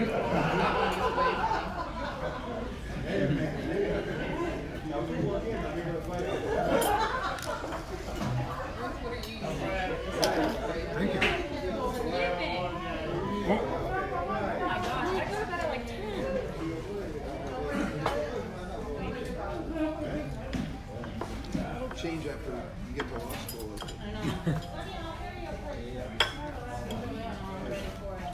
You guys are eating, is it early or late? Very, very, Very early. You guys are up awful late.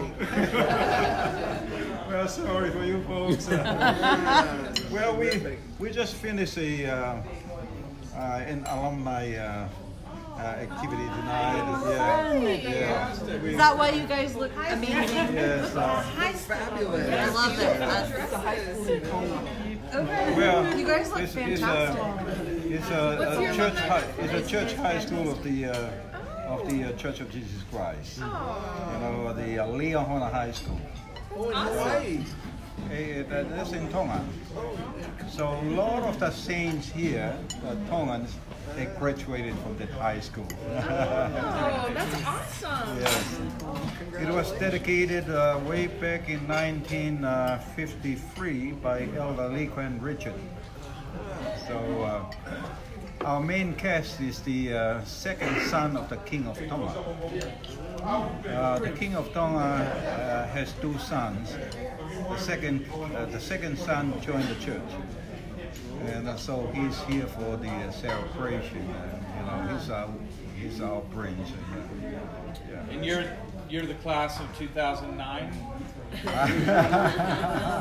I'm the class of 1966. Yeah.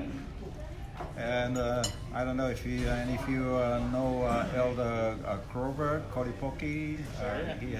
He was my mission president. Oh, okay. Yes, okay. In fact, he's going to speak in our fireside on Sunday at the small tabernacle. Now I see. I saw the first movie. Yeah. The second one. Yeah. Yeah. The second one, is it out or is it coming Yes, out? it is out. Have you seen it? Is it good? Yeah, I saw it. Yeah. Okay. It's another good one. Yeah. Well, enjoy your evening. Thank you. Good well, night. enjoy your morning. Drive safe. Okay, good night. Or good morning. How's that coffee? The seafood. Delicious. I highly recommend it. Graduated in '66. Who at this table was alive? What's that? It's not dark enough. No, I'll take it though. I was in diapers. I'm not complaining. I know. Just an observation. Commenting on Facebook? I know. What's up? But yeah, it's better than water. This is true. This is so good. This is so I know. Tonga, you were right. I hope it's best late at night. IHOP really does hit different at 2 a.m. When you're really hungry. And at 4, so.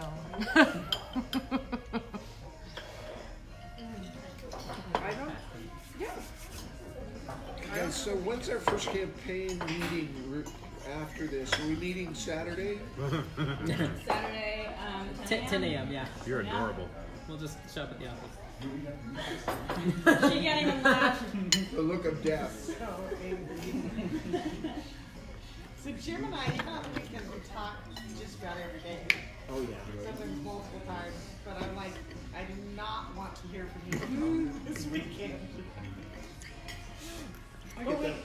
But we do have a house party tomorrow night that we're going to. We're very excited. house party. So it keeps going. Yeah, we have house parties. Tim's a cool guy. He gets invited everywhere. I won't even see you guys till Tuesday of next week, so I'll be sleeping until then. Yeah, no kidding. You got kids. You want to bet? You won't. They're teenagers. Yes, I do. Anything like mine.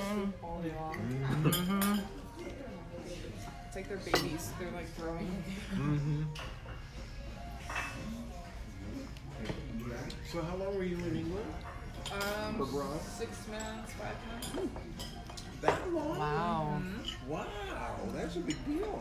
It was so fun. Would do it again. Where in London were you staying? I stayed in Camden Town, so not very far from Shoreditch or South Kensington. Oh, that's a So good area. fun. Oh, it was so fun. We're close to a lot there. Did you see any shows in the West End? I think the only thing I saw there was Book of Mormon, Kinky Booth in Chicago. Only? The only thing, yeah. That's it. Well, there's like hundreds of shows that everybody was going to, and I was like, I'll pick 3. I almost went to the Harry Potter one, but I made it to it. It's a 2-day show. So you have to come back the next night? Right? I've never heard of it. It's a show one night, and you come back. Harry Potter. Yes. Have you seen it? Okay.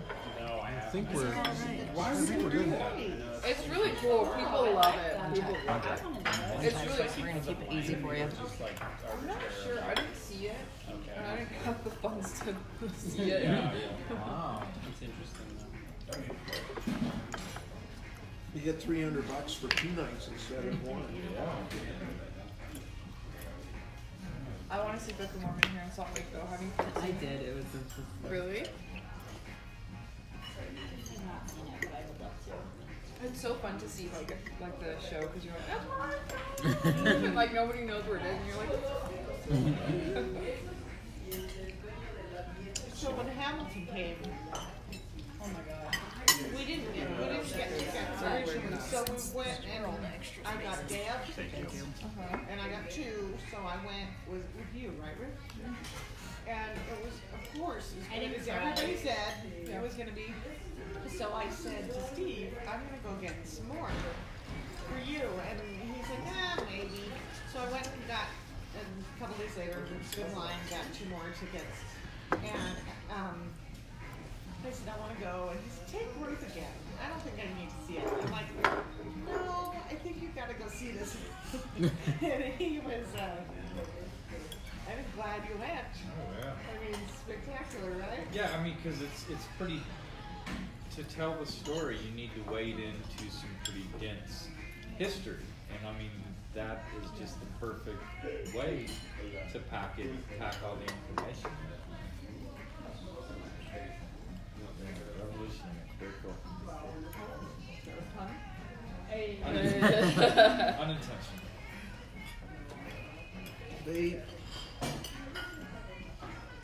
There was a performance for Title I schools that the kids from all over the state. The buses were lined up 8 south, and they from every school district, and these kids came piling out. And I thought, oh, this is not going to go well. These kids, that's a complicated story. You know, it's hard to understand and follow, and they're not going to get it, and they're going to be on their phones, and it's going to be awful. And of course, that was those kids loved it. It was amazing to just be in the audience for that. It was. I mean, it's just like so brilliant. I don't know anybody that has seen anything to follow enough.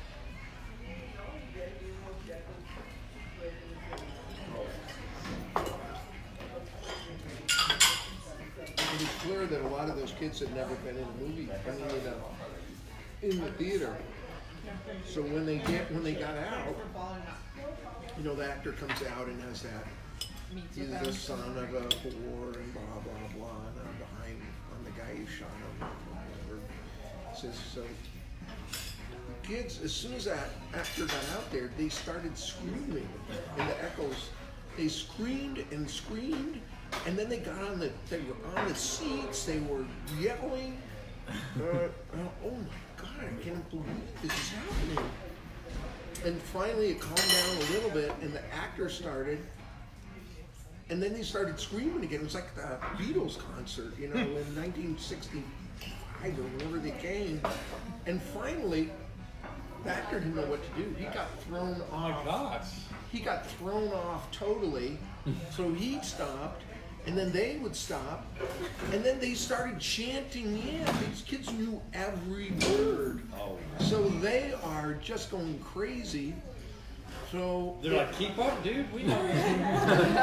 It's going, and then that energy stayed there for that full 3 hours. And these kids who had never been in a theater, they start talking to the actors.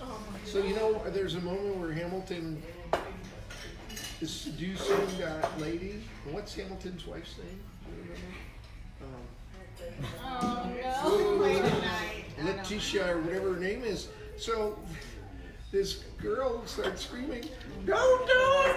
What's Letitia gonna say?" You know, and she's screaming back up, and the actors are stopping again, and it's just this dialogue all the way right to the end. It was just amazing to just sit there and watch these kids. Cool. That's what great art, what great theaters can do.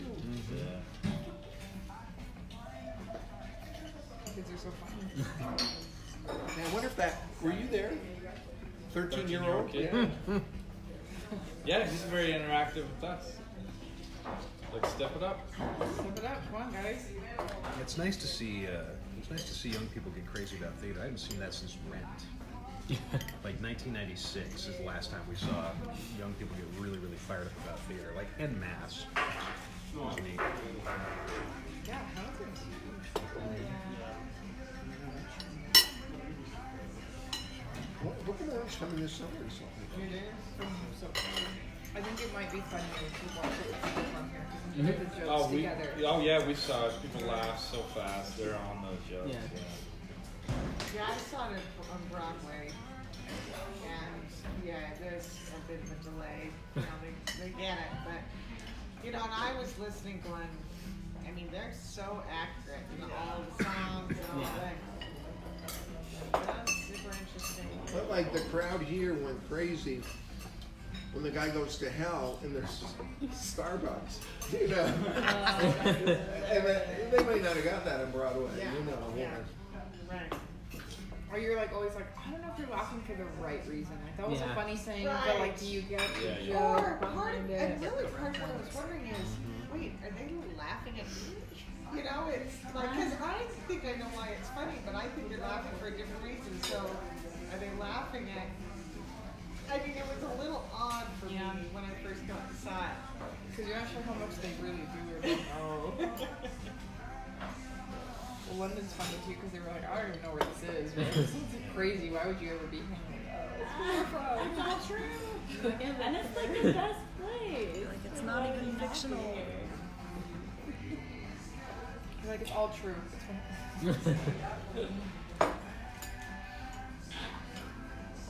So what do we have left to do? Okay, we have some fun things. Great. Adalberto is waiting for us right now. Okay. So excited. This is the thing I'm most Oh, excited for.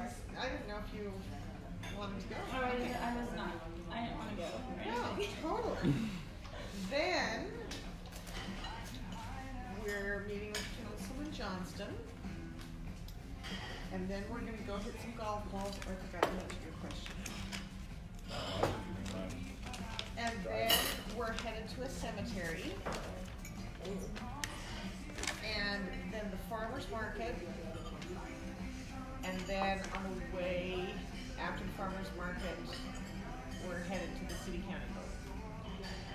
And when does Steve tell his story that he keeps telling everybody, stay tuned? Stay tuned. Alright. So yeah, do we have time to go to South Temple, or should we just tell that as we travel? I mean, I bet that we're going to have a little time. Yeah, we can go there. I don't know, maybe. So we're not golf clubs. Tunes down in one part.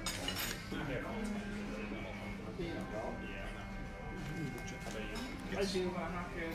I think it's fun. I think it's It's always fun like that. yeah, see, it's fun, but you're never good. You're never good at it.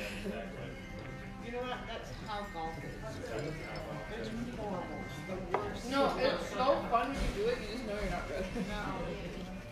But then, but after you spend time, you're like, but I should be improving, and then you don't. Not They're all in the water barrier. Every bottle.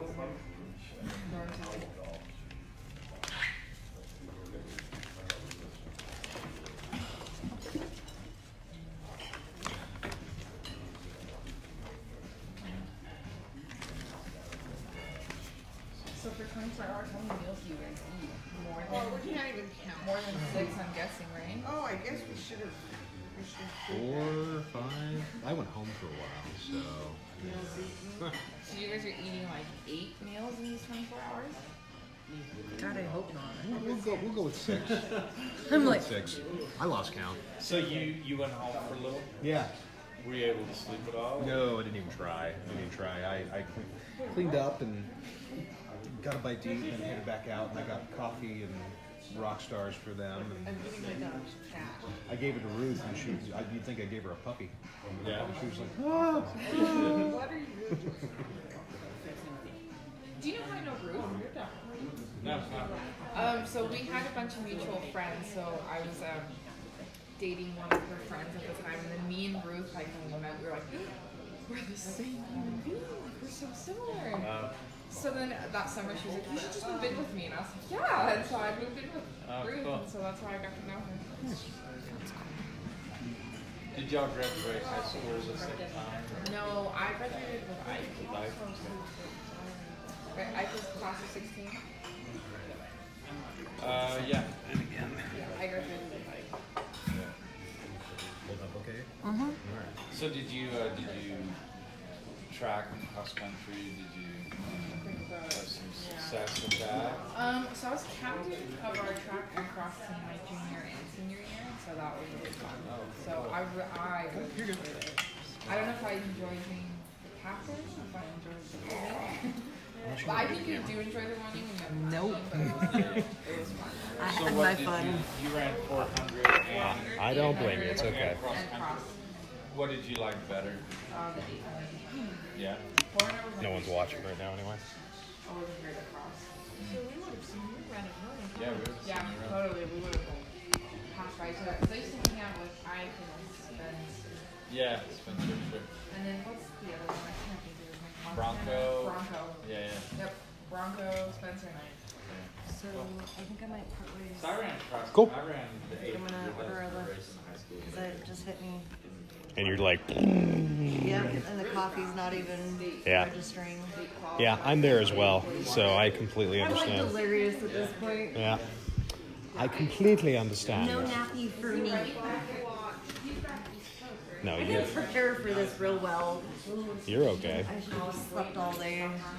A little. Well, thank you for coming. I appreciate it. I'm going to leave this up here for a sec. Yeah, not as thin as when he was around up here. I look back at pictures and I'm like, whoa, we were so thin for. Yeah. I gave the freshman 15 and not that a lot. So, what are you going to grad school in? I want to be a data analyst. Going into national data analysis.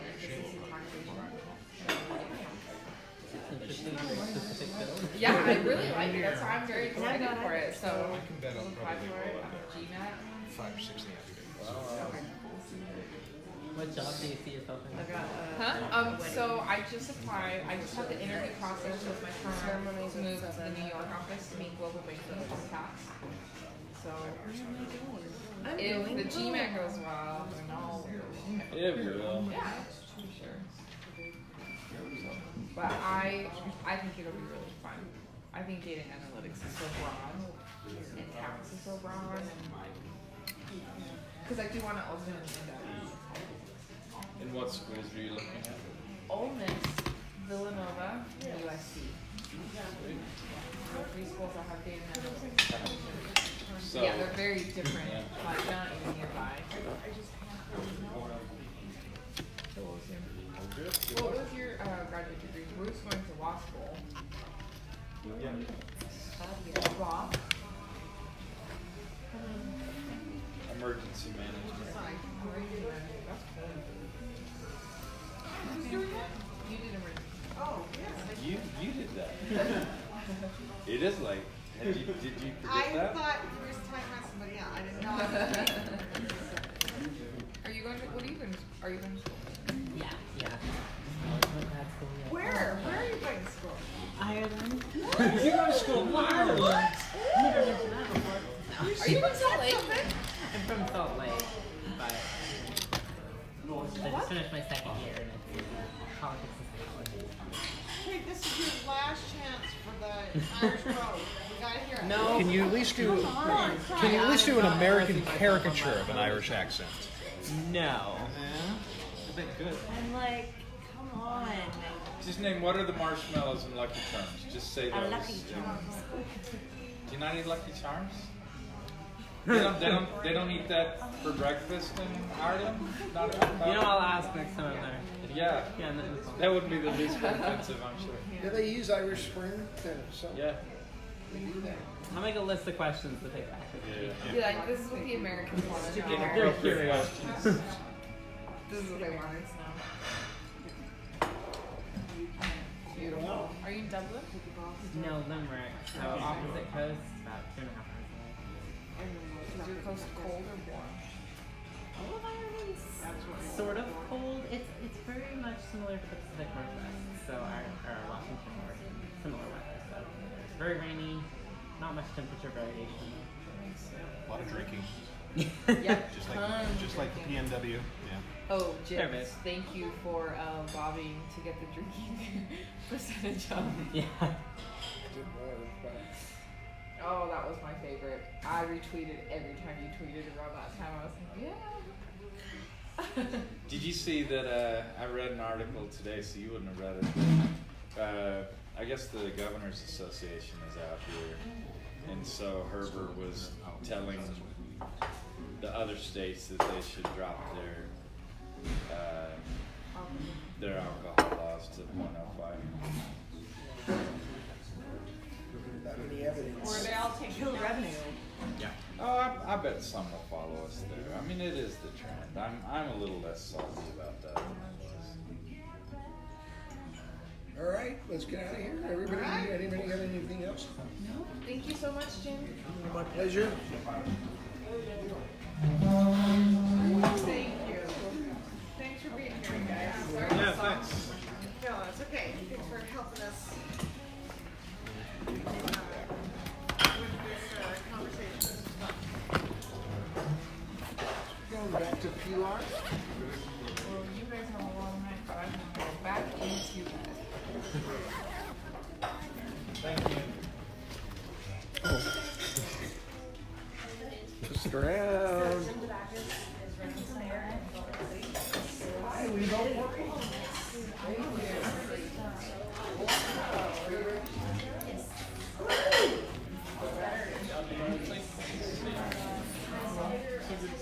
Oh, yeah, nice to meet you. Thank you. He's Jim DeBackus. He's running for Salt Lake City Mayor. Wasn't tired to watch TV that much. Understood. Take care.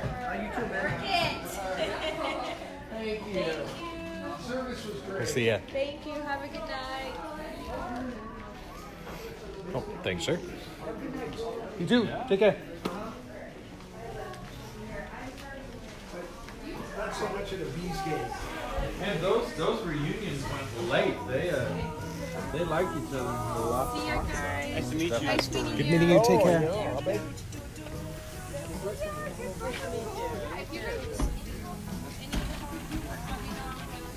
Oh, we need lots of help. Yeah, if you need any help, you have my phone number now. You can text me and I'll tell you what my availability is. I think I have to say. Oh, okay. Before we say goodbye. Seeing you.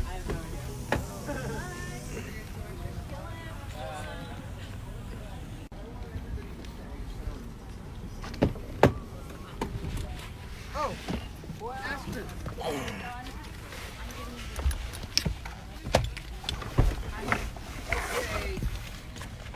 Okay, everybody, we're back to official work now.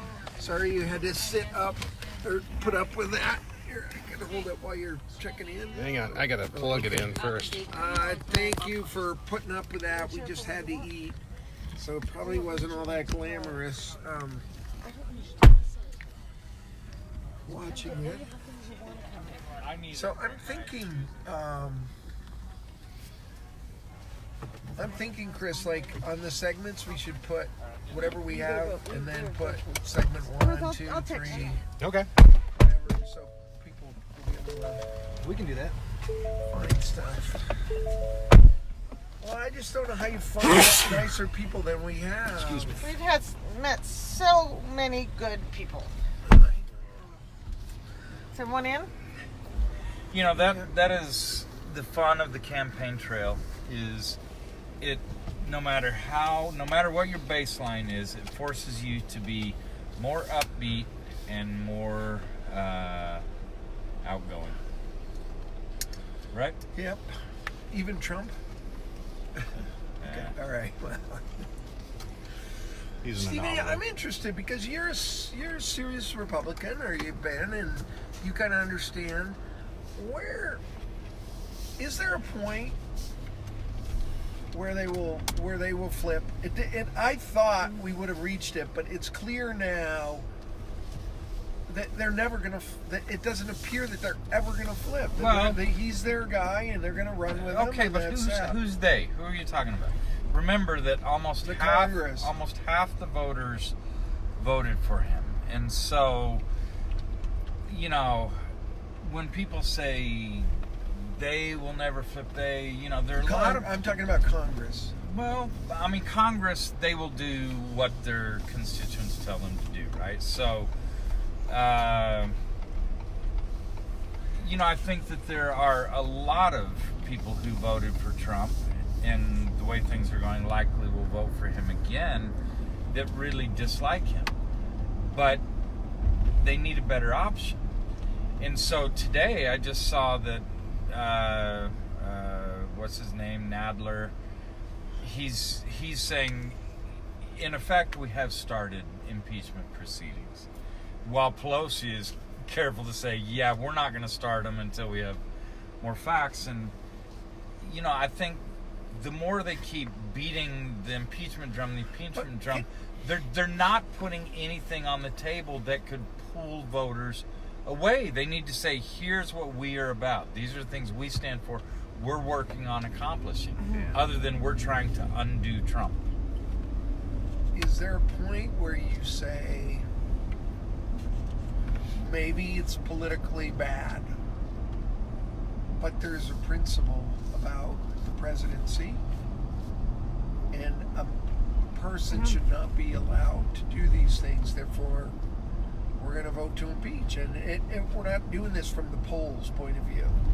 But polls are irrelevant. Impeachment always is political.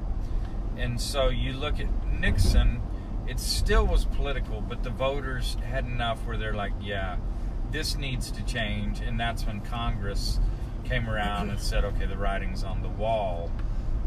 Here, a majority of Americans, they've seen the evidence, and they do not think impeachment is appropriate.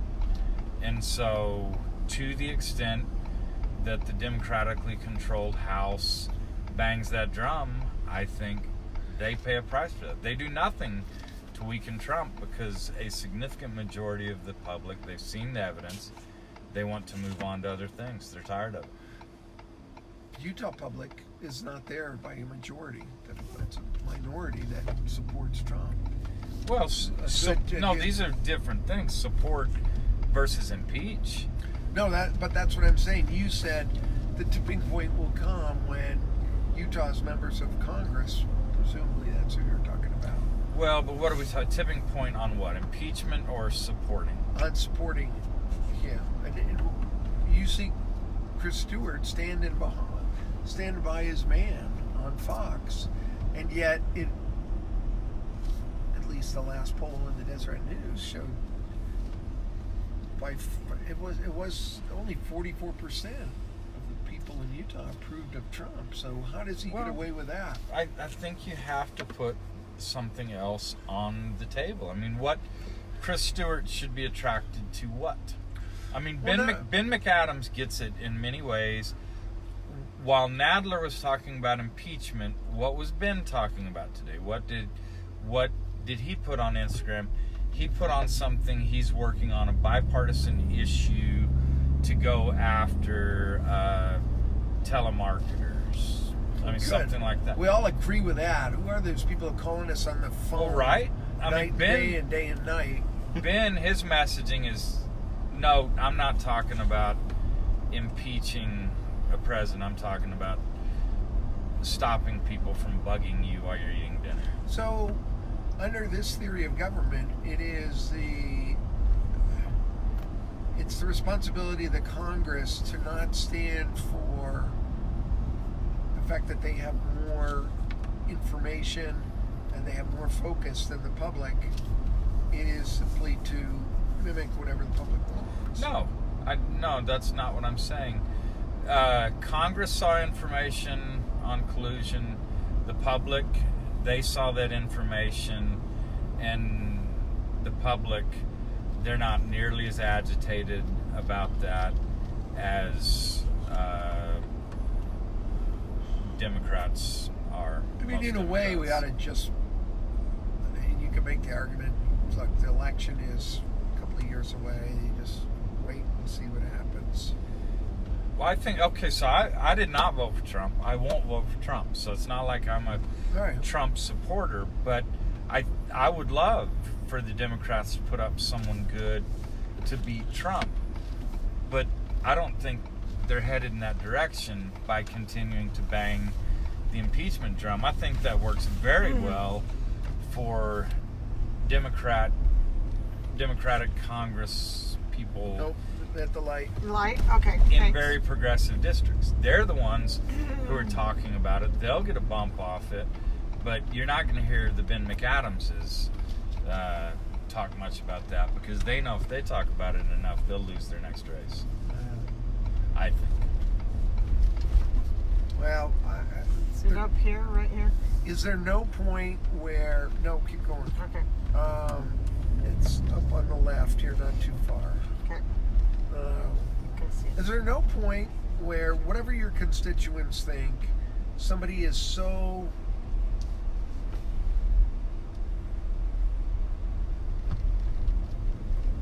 Is that it? I can't tell. I think so too, so I'm going to flip around. A person's actions are so outrageous and so an anathema to our republic and our history that this isn't it. No, I'm looking it up.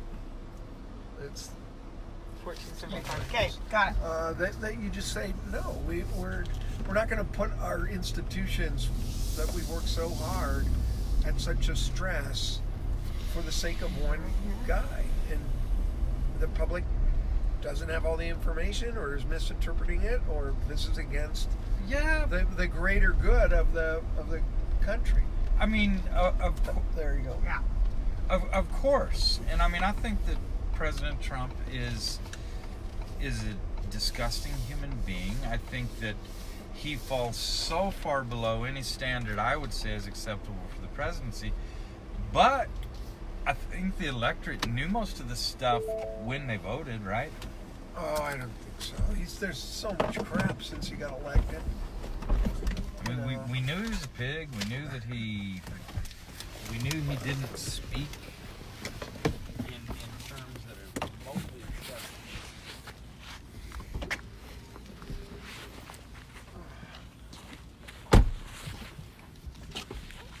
All right, we are going to see Adalberto Diaz. This is his place. He's a baker, and not just a baker, but one of the best bakers in America. And he'll explain more about his stuff. The other car's coming? No, this is us for now. Oh, this is us. Okay, great. All right, I guess we pound on. He knows we're coming. This is a bakery. Yeah, it's everywhere. This is a bakery. Oh, I've eaten here. This is so good. Fillings and emulsions? Yeah. You know he's, well, I guess we're gonna I'm not gonna spoil it. Yeah, I had lunch here with a friend. It was so good. Lucky we didn't eat. Okay, I think she needs to think of that. I know. He's here. I was wondering if you were referring to 4 a.m. to like the next 4 a.m. Yeah. How are you guys? You know everybody? Nope. Hello, I'm Well, Sarah. of course I do. Yes, It's too yes. dark. That's okay. My husband Steve. I'm on you. Good to see you, Al. New hair. Thank you. Speaking of new hair, is that the new hair piece? No, Is yes, your old one? I just bought it. What did you change things? What do you mean? Oh, You're this new? No. No, there's ice cream here before. It was in an angle, but it's new. You were here. I changed the car. You still think it? Yeah, maybe That's too many things to worry about. Oh, you're just nice. Say that. So what are we gonna watch you make? Oh, I thought you were coming to help. I'm helping. Steve and I will do whatever you want us to do. So where are we? Okay, So where are we? So Adalberto and I became friends when he was in Cuba and he escaped and came to Salt Lake with $100, and now he's got 100 employees and he's making a lot more money than I've ever made, and he's doing great, and he's been on national television shows and he won like America's Bake Off for Profit, and he's just done everything that you can. Oh, and won the gold prize for the best baker in America, right? Is that what it was? National Pastry Chef. National Pastry Chef of the Year. So imagine 4,000 pastry chefs from all over America, 3,000. A bunch of them, all going to Orlando, and they're cooking with a clock and whatever, and he beats everybody and gets a gold medal. And did they give you money on that one? Yes. Actually, they get $10,000. 10,000? Yeah. And then Harmon's grabbed him, and then he went to UVU, where he had a great job, not like working 1 hour a week, teaching kids how to make pastry chef stuff. He quits it so he can start his own business, and here he is now. He gave up that cushy government job. Yeah. You want to make some Greek salad? Yeah, show us. Yes, Let's we get want to this do on it. video. All right. What's the dumbest student you've ever had? The dumbest what? Student you ever had? It's gonna be you today. There's Brian, my pastry chef, head chef, executive chef, all the above. I've never been back here before. Here. Yeah, Senator Urquhart. You ever have one of these on without barbecue involved? Yeah. Thank you. I'm Steve, by the way. Oh, Steve. Steve. This is Chris, and that's Sarah. Oh, I don't he know. knows me. I don't know. Adalberto, should we wash our hands? Of course. Go for it. Happy birthday to you. Birthday to you. Very good. Songs are a little bit longer than that, but that's okay. Try any gloves? I was gonna say, are you scrubbing in? They're peppered right on the top.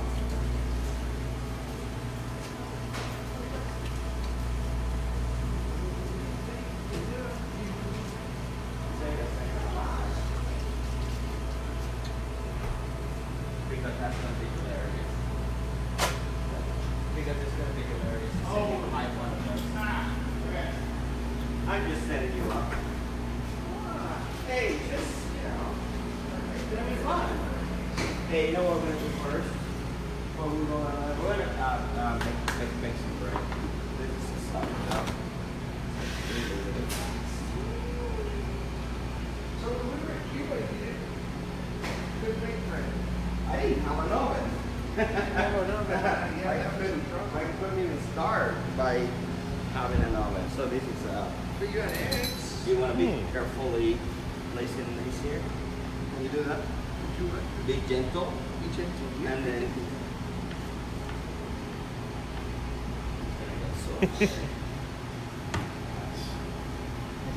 Come on. What's he doing? I actually do all the work here. Okay, this is gonna be bread? That's already bread. That's bread. Anybody cares about the little guys? Come on. That's a snack for you. This is like, You want to do the rest? Go for it. I'll get this pile so you get the other one. Cut it because It's very light. yeah, it's don't drop the lightness. Because that's how the bubbles get burst, right? So they'll just be gentle. There's bubbles inside. Yeah, that's why it's so light. It's all that beautiful fermentation grow. And if you drop it, what happens is it just falls. And then it loses the see if I'm gonna cut that little. You have to hold the bread and you have to like there you are, hold the blade. Careful, that blade is very sharp even though it doesn't feel like it. Oh, it looks a lot easier, right? Yeah, you made it look so easy. That's because you're you don't like when you go slow, it gluten does that.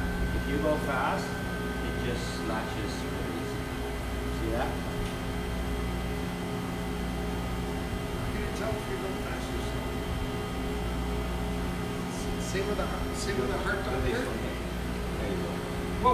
You just lost it. You lost it? Save it? Yeah, I can save it.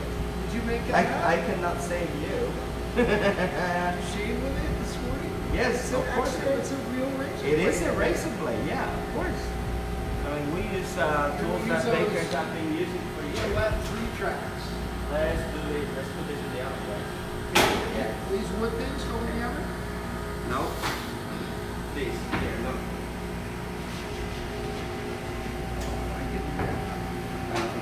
Yeah, I don't know if you can do that. I'm not sure you can.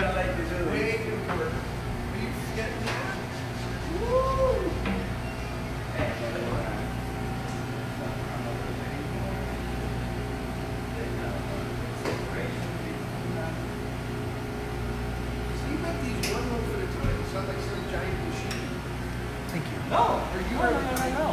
Come over here. Look at this. So these are Queen Amans. We're resting here before we. And this. I have something else to do. This is Greek salad. Greek salad. Yeah. You should be able to do that. Put a scoop of that in there. Straight back that way. Like overwhelming like that? Just stop. You're gonna cost me a lot of money. There you go. There you go. We're gonna sell these two today. We're gonna name them. I'm gonna sell them for a lot of money. The Steve and Jim. Half off. So yeah, this is our Greek salad, Danish. As you can see,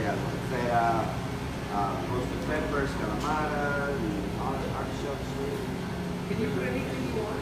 Yeah, I mean, let me show you all the things we have. Isn't the government telling you what you can put? Thankfully not yet. So these are, Look at that. I'm gonna go over here with these guava, apricot mango. Lovely. Isn't that delicious? So yeah, those are, and then we have these beautiful croissants that Brian just baked. And then we have some croquettes, lucid croquettes. So I'm gonna make Brian just finished all of those. I'm gonna make you a demo. And I'll do the rest. So just hold this in here so it doesn't back up on you. And just do, you're gonna put some pressure in the back and then tight. And then whenever you're done, you're gonna stop putting pressure and lift up. Right? So it's like, so pressure, stop, and drop. Okay? We want to film this stuff because it's going to be great. Oh, yeah. Okay, you're already holding it wrong. You right-handed? Yeah. Alright, so then you want to put your hand right there. There. So that it doesn't back up, right? So this is like your closing. Yeah, you don't need that. Squeeze that and then push up. Yeah.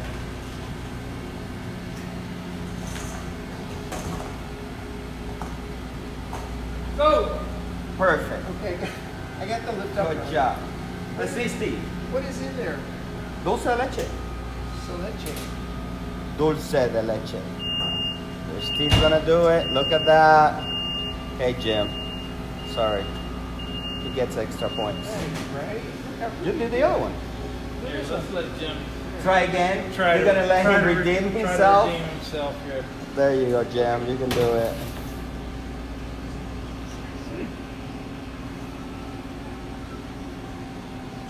All right. Better. So you've never been a baker before, obviously, and you should thank you. never be a baker. Look, I may be looking for a job in, a couple of weeks here. Yeah, what I'm doing is I'm just assessing your skills, and then I will know where I will have you work. Can you fix that? No, I'll fix it. Don't worry.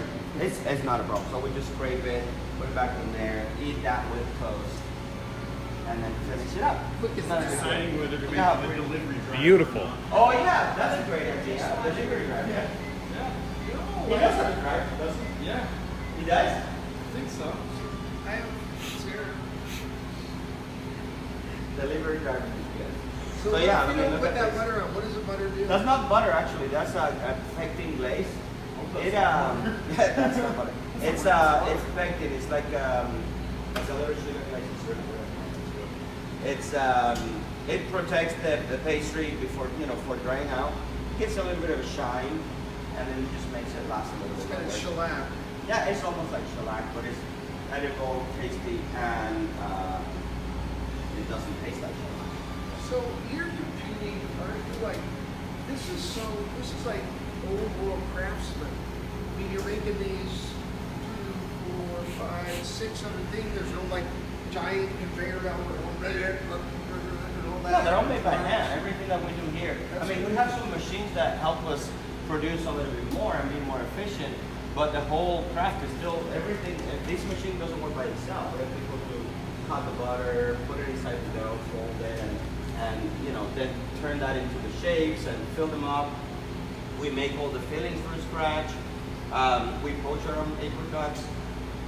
You know what I mean? We don't. Make your own apricots. No, we poach. We poach them. So we buy them and then we cut them and peel them off so that otherwise you can buy kinds of apricots. But we don't do that. We buy our own apricots and poach It's them. a lot cheaper and easier just to buy canned apricots. It is a lot cheaper and it's a lot easier, but it will not be fresh. And that's not what we do. Where do you sell? Do you sell everything out of here? So we sell here. We sell at the coffee garden, the pastries. We sell at the what other place? Provo location. Oh well, we have a Provo location, of course, and then the country club. Bear Lake. We sell at Bear Lake. Grapes and coffee. One of the shops there, and then we have a few restaurants that buy our product, our desserts mostly, and that would be Saba, Casa Diablo, Fat Fish. Sapa? Yeah, Saba. They were at Sapa earlier. Crawfish. Yeah. Early, like yesterday. Yeah. Oh, I don't know. It was about 2 weeks ago. It feels like 2 weeks ago already, right? Yeah. So yeah, they buy our desserts. And then we're gonna go this way because Brian's gonna need to go in there. We're gonna put this in the oven. You wanna do the honors there? So, right here. Bring me that other one, Brian, please. Right anywhere. No, don't do that. It's already in wash. See, it's bring it in. Bring it over here. That's the only task you have. You're already messing it up. Jimbo. So yeah, we just bake that. How long will you cook it? 20 minutes. And then it has steam. So you hear that little steam. And Brian, thank you for blocking my Well, to be fair to Jim, you said Brian when you called his name. Oh, that is true. I don't care. He should know better. So yeah, these things, I mean, that's what we're doing right now. Brian is getting all the breakfast pastries. The coffee garden should be here soon. would be called the orders. And then of course we have all these. You deliver like. Chef, are we using these? They can take that themselves with the breakfast. It's about breakfast stuff.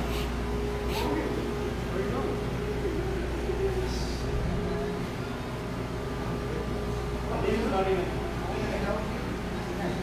Is it like one of everything? Yeah, if you bought the Sorry. luxury package. Due to limitations in supply, You can't human want per government will not allow you to. This is only for the king. My boss will buy it, it's okay. No, you can only look. Due Not to for sale. limitations in campaign funds. Yeah.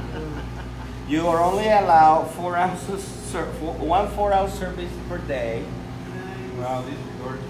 You made those famous, kind of. I mean, I see The them macarons, I didn't make see them famous. around. I cannot take credit for making those famous. I mean, they've been famous for years. Even in those pesto colors. But I can take credit for making them accessible to Utah. Like we are the biggest producer and seller of macarons in the whole state. I mean, we make around 2,800 macarons a day. So you gotta have it. We sell in all. We sell here. We sell in all the fish drinks. We sell in all the Harmons. So it's around 60 stores right now that we sell macarons. So we can call ourselves the macaron house here, so for sure. And you like macarons and cheese. Wow, he's been up a long time. He needs some sleep. What is your last stop?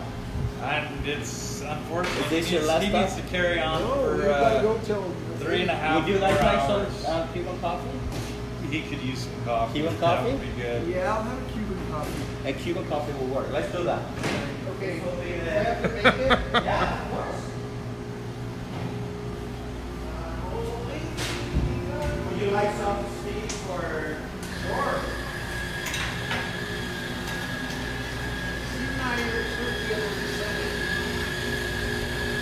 How was that? How was working with Jim? So I'm Republican from St. George, and I was so prepared to hate him. But I didn't. I mean, I like his ability to work through issues. He's fun to talk with, agree with, disagree with, whatever it is. So we got along great. He was wrong on most of his votes, but we got along great. But so were you.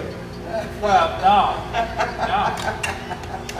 I was always right. No, it's good to see. I mean, that's one of the reasons why I support and like Jim is the fact that I know he will sit down and listen to other people's points of view. I'm making 2 coffees. Oh. So tell me your story. When did you leave Cuba? How did you leave Cuba? I escaped Cuba. Yeah, but what does that mean? How did you do that? Well, I got a fake visa, this brown sugar, to go to Mexico. It was supposed to be a work visa, but really wasn't because I wasn't going to work there.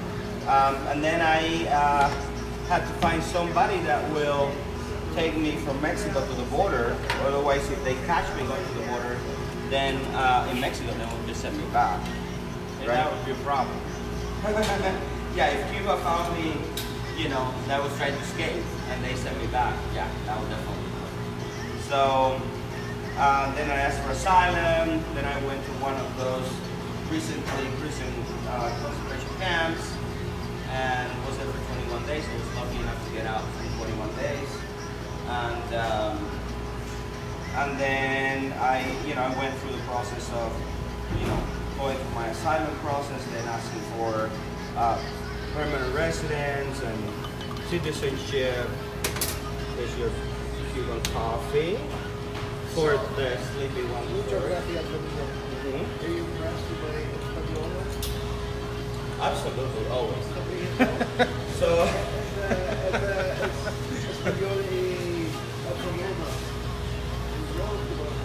Wait, Florida.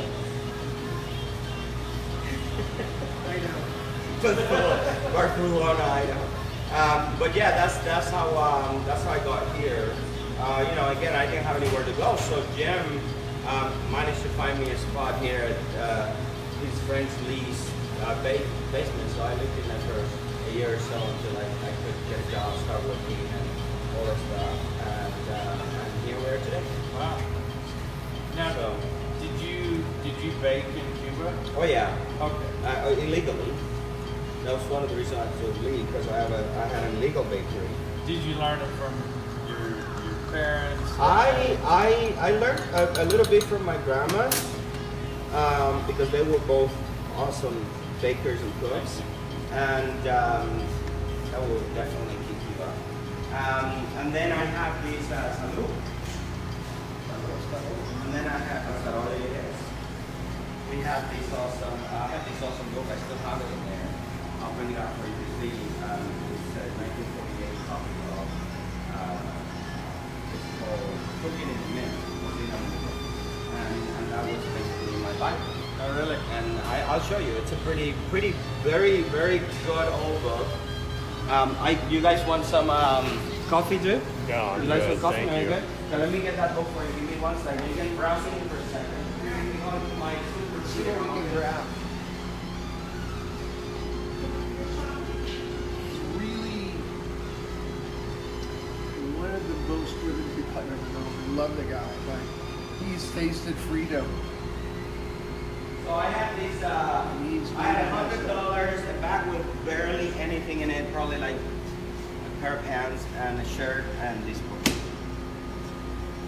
And this is, as you can see, very, very old book that has lived a lot of moisture in Havana and has 1948 recipes of the way Cubans used to cook when, you know, we had sort of money. Yeah. So it's funny because if you go in here, you can see McCormick recipes and craft mayo. Yeah. You know what I mean? So you can see all the ingredients that Cubans used to, Pillsbury's Best, that you could see when Cuba was basically under control of the United States. So is this still a cooking Bible for you? Yes. This still, if I have any, if anybody ever comes and tells me, it's like, well, that's not how Cubans do it, it's like, Drop the mic. so I have to do it. It's like, sorry, you've been in America too long. This is the way Cubans cook. So when that is so incredible. So in Adalberto's time, it was the time after the Soviets left. When I met him, it was that bad economic time. So they had rationing on everything. So each citizen got 15 eggs. 15 eggs a month. And to have more than 15 eggs, it's slammer time. You're going to jail. But he just had this side bakery business where people would go knock on his mom's door and, you know, kind of order things and slip them. And his mom had this thing like she was the agent or the block. You know, to keep Oh yeah, an the eye on CDR, everybody. the communist defense, revolutionary defense system, which is like, it's like the neighborhood watchdog here, but it's basically organized by the government. So he had to get like things flaps of eggs. You can't make them because everybody wanted to have birthday cake by him because in the state stores it looked like Hey, it wasn't right. it was terrible. So anyway, they arrested him and went after him and did stuff, but he escaped and that was it. But too bad he then changed things in Harvard's. You know, they were in bankruptcy virtually until Adalberto came. So how would you get eggs and ingredients that you would cook with? So like eggs. So everybody had rations of sugar and eggs and stuff like that. And some people were diabetic, so they couldn't have sugar, so they sold it to me. So basically, I had to go a lot around the neighborhood and I knew eventually all the people that would sell eggs or all the people that would sell sugar. And some people were very big families, so they all got, 5 pounds of sugar a month, and they had a surplus, so they would sell that extra sugar for somebody like me. The same with the eggs. Some people couldn't have eggs because of cholesterol or whatever it is. Because besides all that, we had a good healthcare system, so people knew, if they couldn't have eggs or anything like that. And the same with milk and all this stuff. Flour was really hard. The flour wasn't something that you were given as part of your rice and beans and and a little bit of meat was, but not flour. Flour was always held at the government bakeries because you only got like 4-ounce rolls a day, 1 4-ounce roll a day.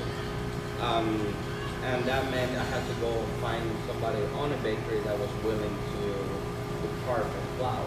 Now that flour only was able to be given away or sold, you know, on the black market if they had enough flour to make the bread, and then they had extra, right? Because otherwise, if people would complain that they didn't get the bread that was coated, then that was an issue.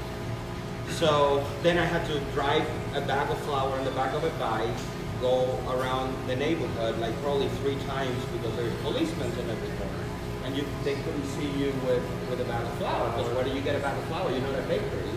So we had to go to 1 block.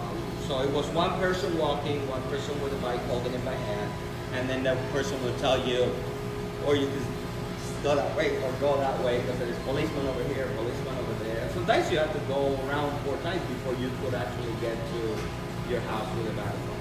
That's a tough way to do business. Yeah.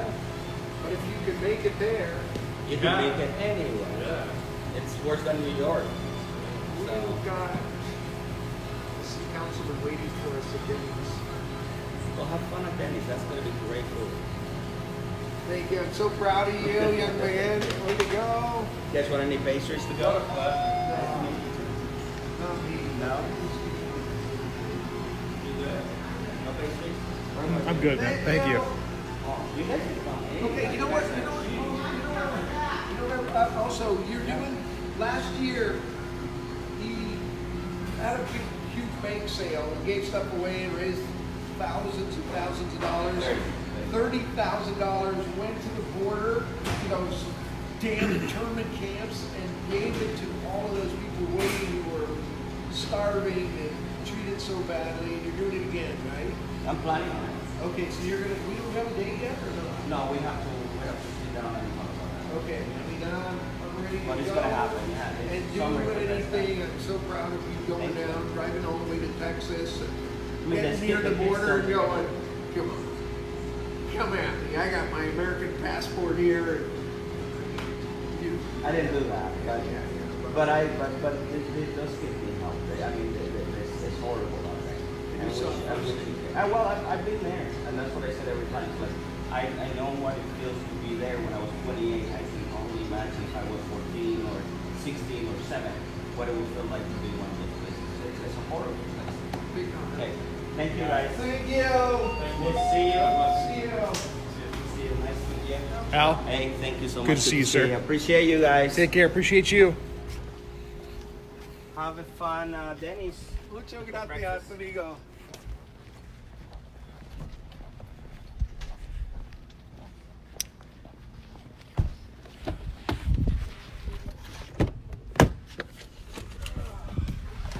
Tell me the American dream. It still exists. Tell me the American dream doesn't exist. Yeah. He just works harder, and he's there, and he'll be there till 6 o'clock tonight, and taking care of all those employees, and I mean, he's an amazing young man. He's just fantastic. He's got hustle. That's for damn sure. And I mean, really, he had this $85,000 a year job at UVU.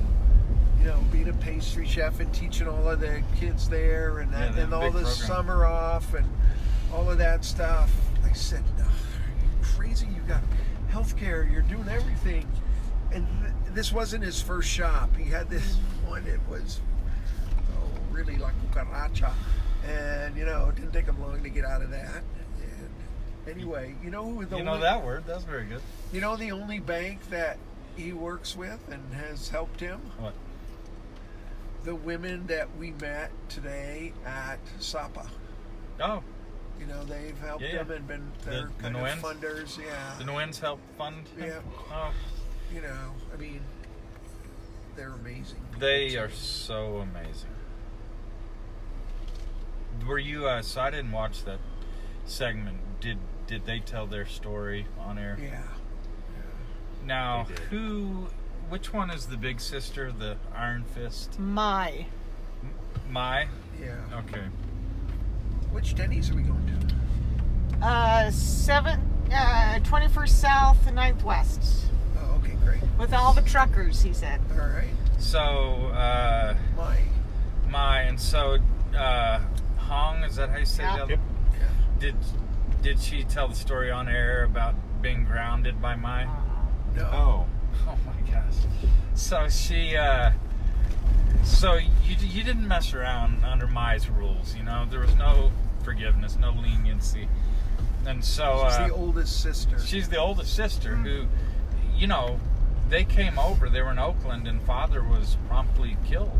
And so Mai really helped raise them. And so Hong had been grounded, she says, for a very minor offense and couldn't drive and had just done her sentence and had her license back and came back 5 minutes late and lost her driving privileges for another month.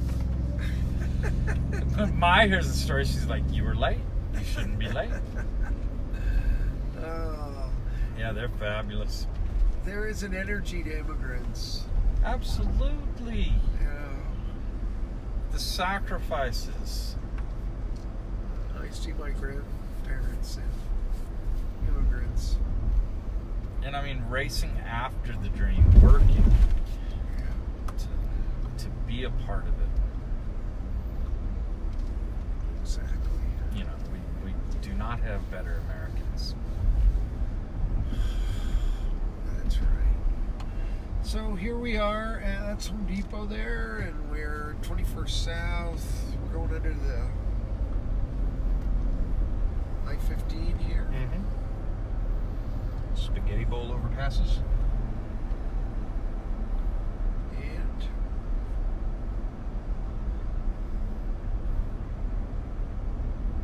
yep. So he called. I can't remember if it was me or Steven. And he had escaped, but he had escaped from Cuba. But he had like a very short visa for Mexico. And they told him that he had 4 days or hours, I can't remember the thing, but he had to get out of the country in 4 days. So he called and he said, we're so excited, here we are, we made it, we're out, wherever you oh, and by the way, you have to get us or we're going to jail for 14 years because Mexico will return us to Cuba.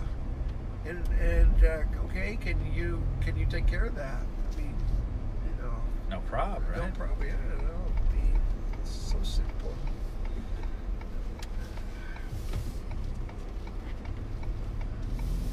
Yeah, is that it?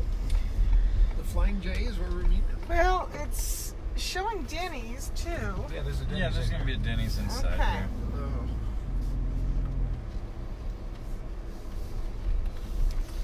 So, Andrew Johnston, he's wearing his City Councilman hat, not his VOA hat today. Oh, okay, great.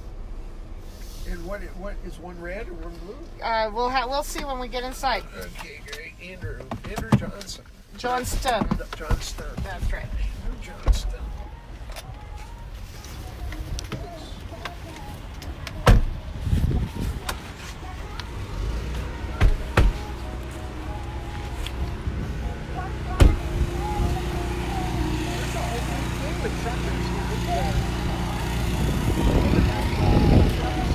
No. Have you? I thought you would have. You're from St. George.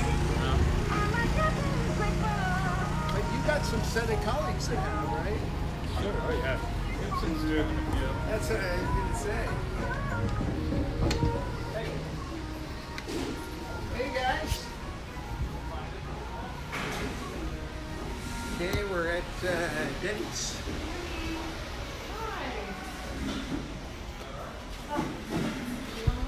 Over here. I'm gonna assume you're with that gentleman.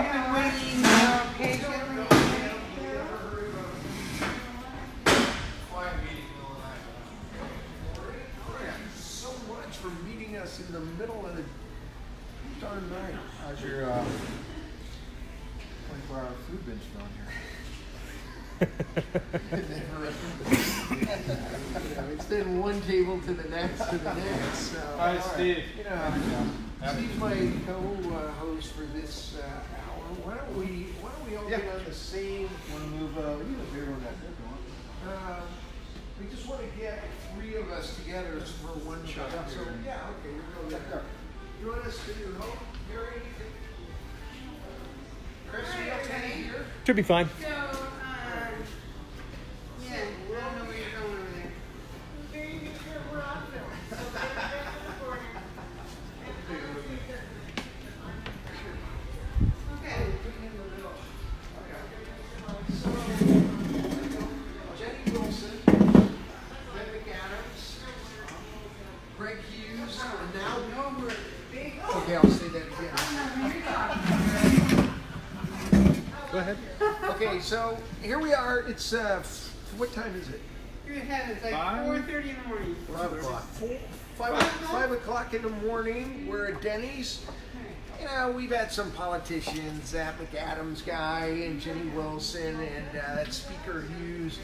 But now we've got a real politician. This is a man of power and influence. Andrew is the city councilman from District 2. He moved. So thank you for meeting us at 5 o'clock on Saturday morning. It's really cool. Well, thanks for having me. You know Steve Riccardi, he's our... We've met before, I believe. I think so, yeah. Yeah, he's a former senator. Back from the place my wife wants to live in, the same village. Yeah. Yeah, we live up here now. We moved up 2 years ago. That's awesome. Yeah. How long have you been on the council? It's my 4th year, first term. Oh. So that's it. So you're running again now? Yes, I am, this year. Okay, so everybody ought to vote there. Senate District 2, City Council District 2. Welcome to the west side. Yeah. So James has the northern part. Yes, he does. And you've got the southern part of the west side. And together you guys control, like Mayor-a-Thon's the west side. You could say that, but I doubt it. Exactly. And in the daytime, for a real job, I'm a social worker. A social worker. So I work for Volunteers of America, Utah. And for those who don't know, we do a lot of homeless work. Just opening up the new Women's Resource Center downtown. Yeah. So tell me what's the big deal in District 2? I've been knocking around, but you really know what's going on there. Oh, there's so many big deals in District 2. Well, I came to Denny's tonight when it's 24 hours, and I love it here. It's also sort of our first inland port. I mean, if you think about it here, I mean, this is where, I don't know how many hundreds of people in trucks and cars and campers come through on a daily basis. And we just have a lot of traffic through this west part of the city. And so people are very interested in how that's going to go down in the Northwest Quadrant. Always economic development over here. Housing prices, transportation prices, affordability in general, big issues over here. So I was talking to Steve Price, gave me his Dog and Pony show. Yep. He's a local business guy who has a lot of warehouse space around, particularly in the Northwest Quadrant. Oh, yeah. And he said, and I'm going to have to make up the numbers a little bit because I can't remember. Go right ahead. So he said downtown Salt Lake, CBD, has 200,000 jobs. He said Silicon Slopes has 320,000 jobs. Yeah. He said the Northwest Quadrant has 200-something thousand jobs. They actually have more, according to him, than the downtown business district. Does that seem possible? I've been told that multiple times, and I believe it. I mean, if you go out to west of I-215, all the warehouse district, some manufacturing, there's a lot of people there on a daily basis. And the airport's a part of that, obviously, and around that infrastructure. But just a lot of jobs out there. So I definitely believe that. And it's just a different feeling because a lot of national companies are out there, and I talk to them a lot about. They have a lot of influence on the city's direction. They just haven't sort of had a coalescing entity like the Downtown Alliance or anything like that. But yeah, it's a huge economic driver for the valley. And like those warehouse jobs, when Price was taking me around, I asked every worker that we saw, it's a little weird to ask them, but I said, how much money do you make, an hour? And they were $25, $27 an hour. So is there a lot more to be done out there to get those blue collar jobs and expand that, or are we? A lot more to be done as far as we get more of Create them. more of them, yeah. I think everyone's excited from what I talked to. Everyone's excited about the Northwest Quadrant because it's just land. I mean, it's unused land and infrastructure in a lot of ways. Now, yes, just volume-wise, but if that's really going to flourish, I think it's going to have to be not just a port where we export raw goods from Salt Lake City to the West Coast of the world, and then we get a lot of Asian imports coming through there. I think that doesn't really fulfill economic potential there. What really will do it is the University of Utah, BYU, Utah State, research institutions, UVU, that will create new industries and jobs, both in R&D and manufacturing, locally, and that's a whole plethora of echelons of jobs, and that becomes the driver long term. It can't just sort of be a pass-through and make this work well. And then you have to balance that out with the realities of the ecology out there. I mean, this is a sensitive area by the Great Salt Lake. There's been a lot of wildlife out there for a long time. It's sort of migrated to some extent, but it has a direct influence on quality of life on the west side particularly. I mean, air quality is a huge issue over here. So we have to be mindful of that with the job creation because we need both. Right. So, is there any circumstance that we ought to have any little port out there? Well, I don't know that a lot of people in policy-making positions have argued against it overall. I think a lot of people are upset about the way it's gone forward, as far as the state taking the land control and taxation control. But the reality is we do need good jobs for people. And so this is one way to look at it. And once the prison went out there, infrastructure's there. It's ready to go for the private sector to develop. If we don't sort of guide the private sector in developing it in responsible ways and transparent ways, it could be a problem for a lot of people. If we can do that effectively, I hope with new technologies, it can be a thing. So there's a way. I mean, how do we do that? I mean, clearly it's going to be tough with the governing agreement, the way that the state has set it up, where there's 15 members and one elected official from Salt Lake, and then the person whoever takes Lori's job, presumably. So we got 2 out of 15, and the rest of them are not Salt Lakers, and they're just people that the state has imposed on us. Yeah. I think it takes a lot. I keep telling people this is not a one-trick pony. You have to have a variety of methods and people involved. And that means not just elected officials and board appointees. It means all the environmental groups and local organizations that have been protesting sometimes and showing up to the meetings and paying attention. That has to keep happening. We have to have that sort of pressure to make sure everyone is transparent and open about what's happening. All votes are open and transparent. Deals are out there. I think that's an important piece of holding us accountable. The second piece also is the lawsuit's important. It's important because it affects the rest of the state. This is serious land use and taxation issues, constitutional issues that have to be clearly addressed so that a problem isn't perpetuated elsewhere in the state or future generations, or even this generation when there's open land, Point in the Mountain, rural Utah, to places like that. So that has to go forward. And then it's just a process issue. I think it's hard for new entities to understand how do you do a robust public process. How do you make sure that everything is in a public forum and documented well? It's not easy. So I appreciate the fact that the City Council has some of our staff who've been helping out that board to understand the obvious stuff about transparency, but also the nuances about informing the public and noticing and public documents and records and all that sort of thing. It's a healthy way to start this.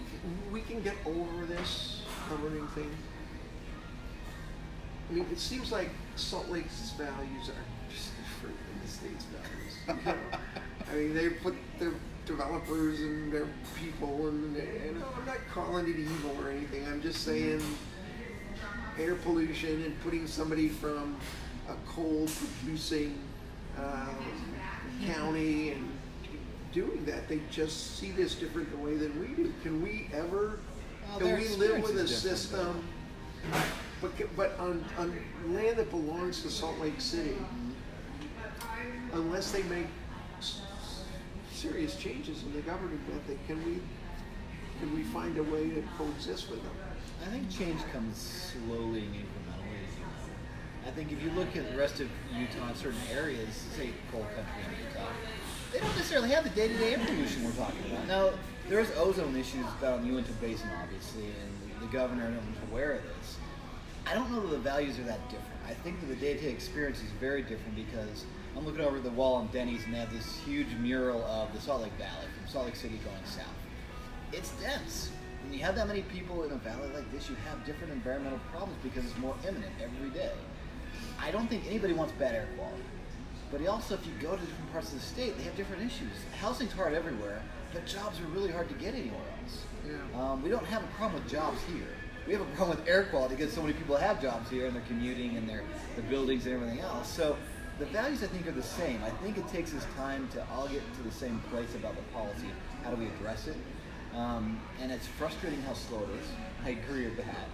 But it also means you have competing interests sometimes that don't come every year. And with a part-time legislator that meets once a year, I mean, as you know this, obviously, you get to talk once a year essentially, and then offline a fair amount, but it's not, nothing goes quickly.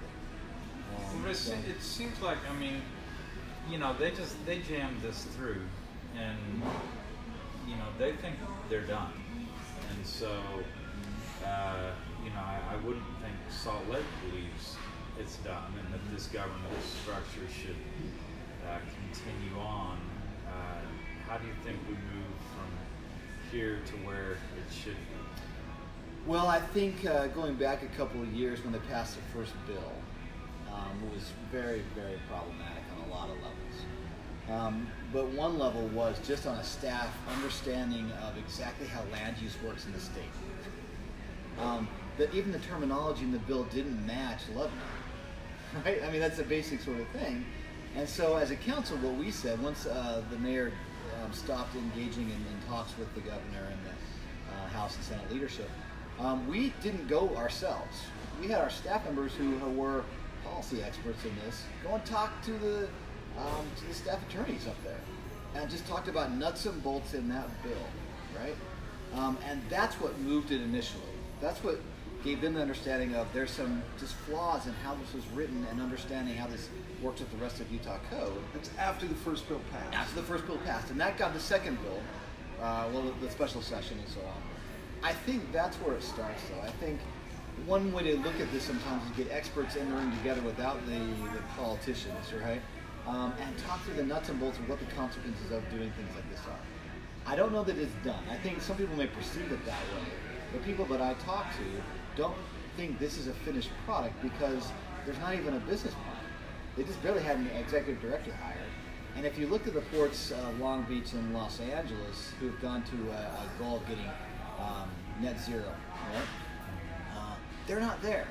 And part of it is retrofitting their existing capacity, but part of it is the technology for a truly green port is in its infancy in a lot of ways.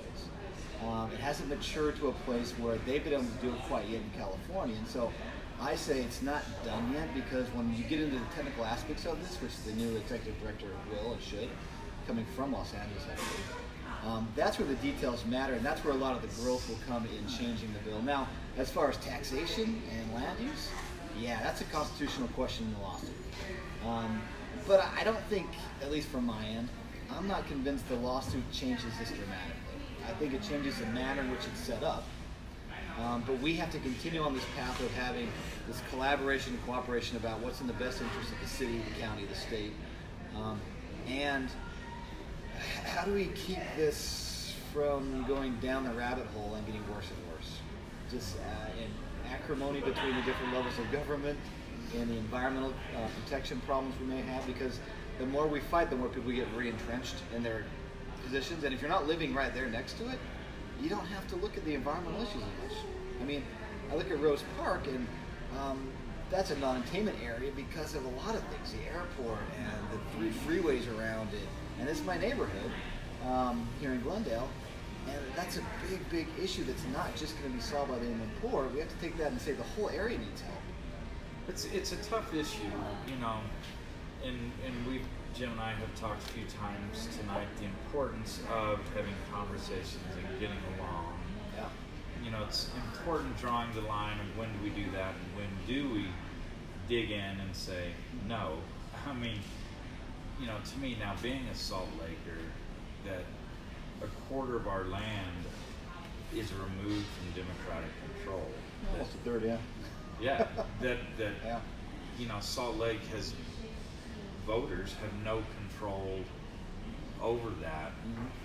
I mean, that's something, you know, they're going to need stuff from Salt Lake. Salt Lake's going to build the road. So at what point, if governance doesn't change, at what point does Salt Lake say, we're happy to go forward? Because I mean, I can tell from what I said, there's so many potential benefits from the port, including if this just develops piecemeal, we're going to miss a lot of opportunities to do some environmental mitigation. Yes. But at what point do we say, we're stopping here until we get the governance? Well, the first point is already hit, right? Correct. Now, that's a technicality in state constitution, or the river clause.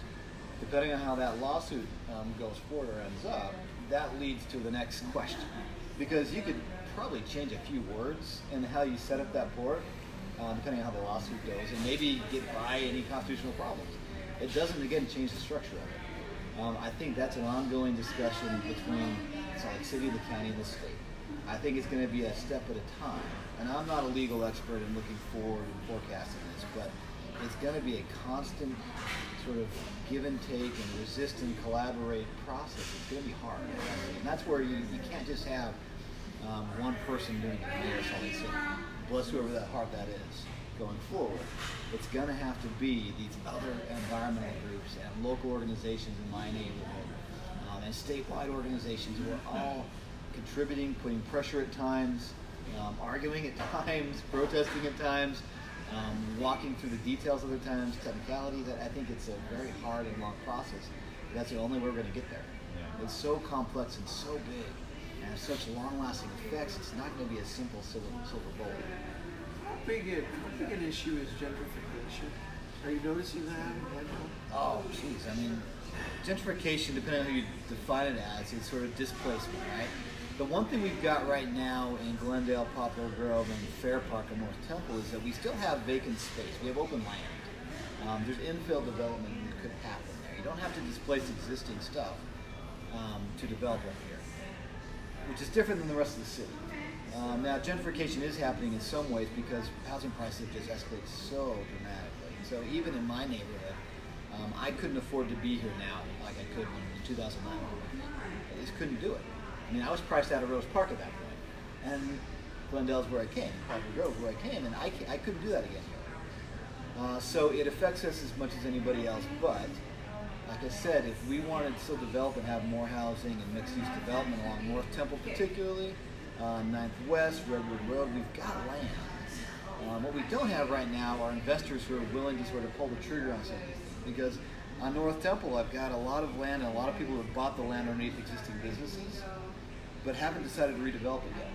Even though it's on a major tracks corridor, you've got the state offices and the airport and downtown, two truck stops away. They're waiting because of the image issue, which is what we're working on over here, and who knows what else. But the land's ready. So part of, I got my shirt on actually, my West Side t-shirt. A lot of this was basically to say, as a community, we need to redefine the term West Side. We've tried various things like the River District and North Temple District and various things that just haven't sort of latched on for naming. And I said, let's just take back the term West Side because people who live over here embrace it. We're West Siders. So let's redefine what it means for people because it's not like it was 20 years ago. If you come over here, and most folks who are moving into this area are actually folks from out of state who want to be close to downtown, have a fairly, for their expenses, cheap house. They don't have any negative connotations of this. They're defining it as, I got access to parks within a quarter mile of my house, more parks than anywhere else in the city. I got a track station right there on North Temple. I got downtown like a 5-minute bike ride away, max. And we're going to have 15-minute bus service coming all through the neighborhood. So it's an ideal place if I want to live close to downtown and still have a house. We're just trying to redefine that term so that we don't carry any negative baggage from the past going forward. So speaking of the river district, the Jordan River Parkway is getting pretty impressive. Oh yeah. It's pretty, getting nigh into dazzling. What's the future of it? How do we, the river itself needs some work. Yeah. You know, so how does the city work together with the county or with the state or with other cities? How do we, is this all done systematically, or do we, does the city jump in and do our part and let the rest worry? No, it's got to be a coordinated effort. I tell people that anything we find in the river here on the west side originated somewhere else. Right? The Jordan River Commission's a big part of this. Unless it's gold. The Jordan River Commission is a big piece of this. You have to look at the entire stretch because you're talking about the Uintas to Utah Lake, everything between there and the Great Salt Lake. I mean, it's all in one coherent whole, right? For our infrastructure, as far as the parkway itself, the parks along that, that's the heart of our park system in Salt Lake City on the west side. We can do a lot of work with the homeless, number one. Because folks who don't have a place to live tend to go there because it's quiet, it's out of the way, it's nondescript. These are not the folks who are causing any problems. They're just trying to stay out of trouble and stay safe. So they go to the river. And I don't fault them at all, but it also means there's a tension between residents and them because there's unease about that. So the whole homeless system revamp is a big piece of the Jordan River. The second piece is, for Salt Lake City at least, we have a tremendous park system, but we don't fund it well. We don't have a mechanism to fund it well. It's typically the one thing we get cut first because you can cut parks maintenance without cutting jobs.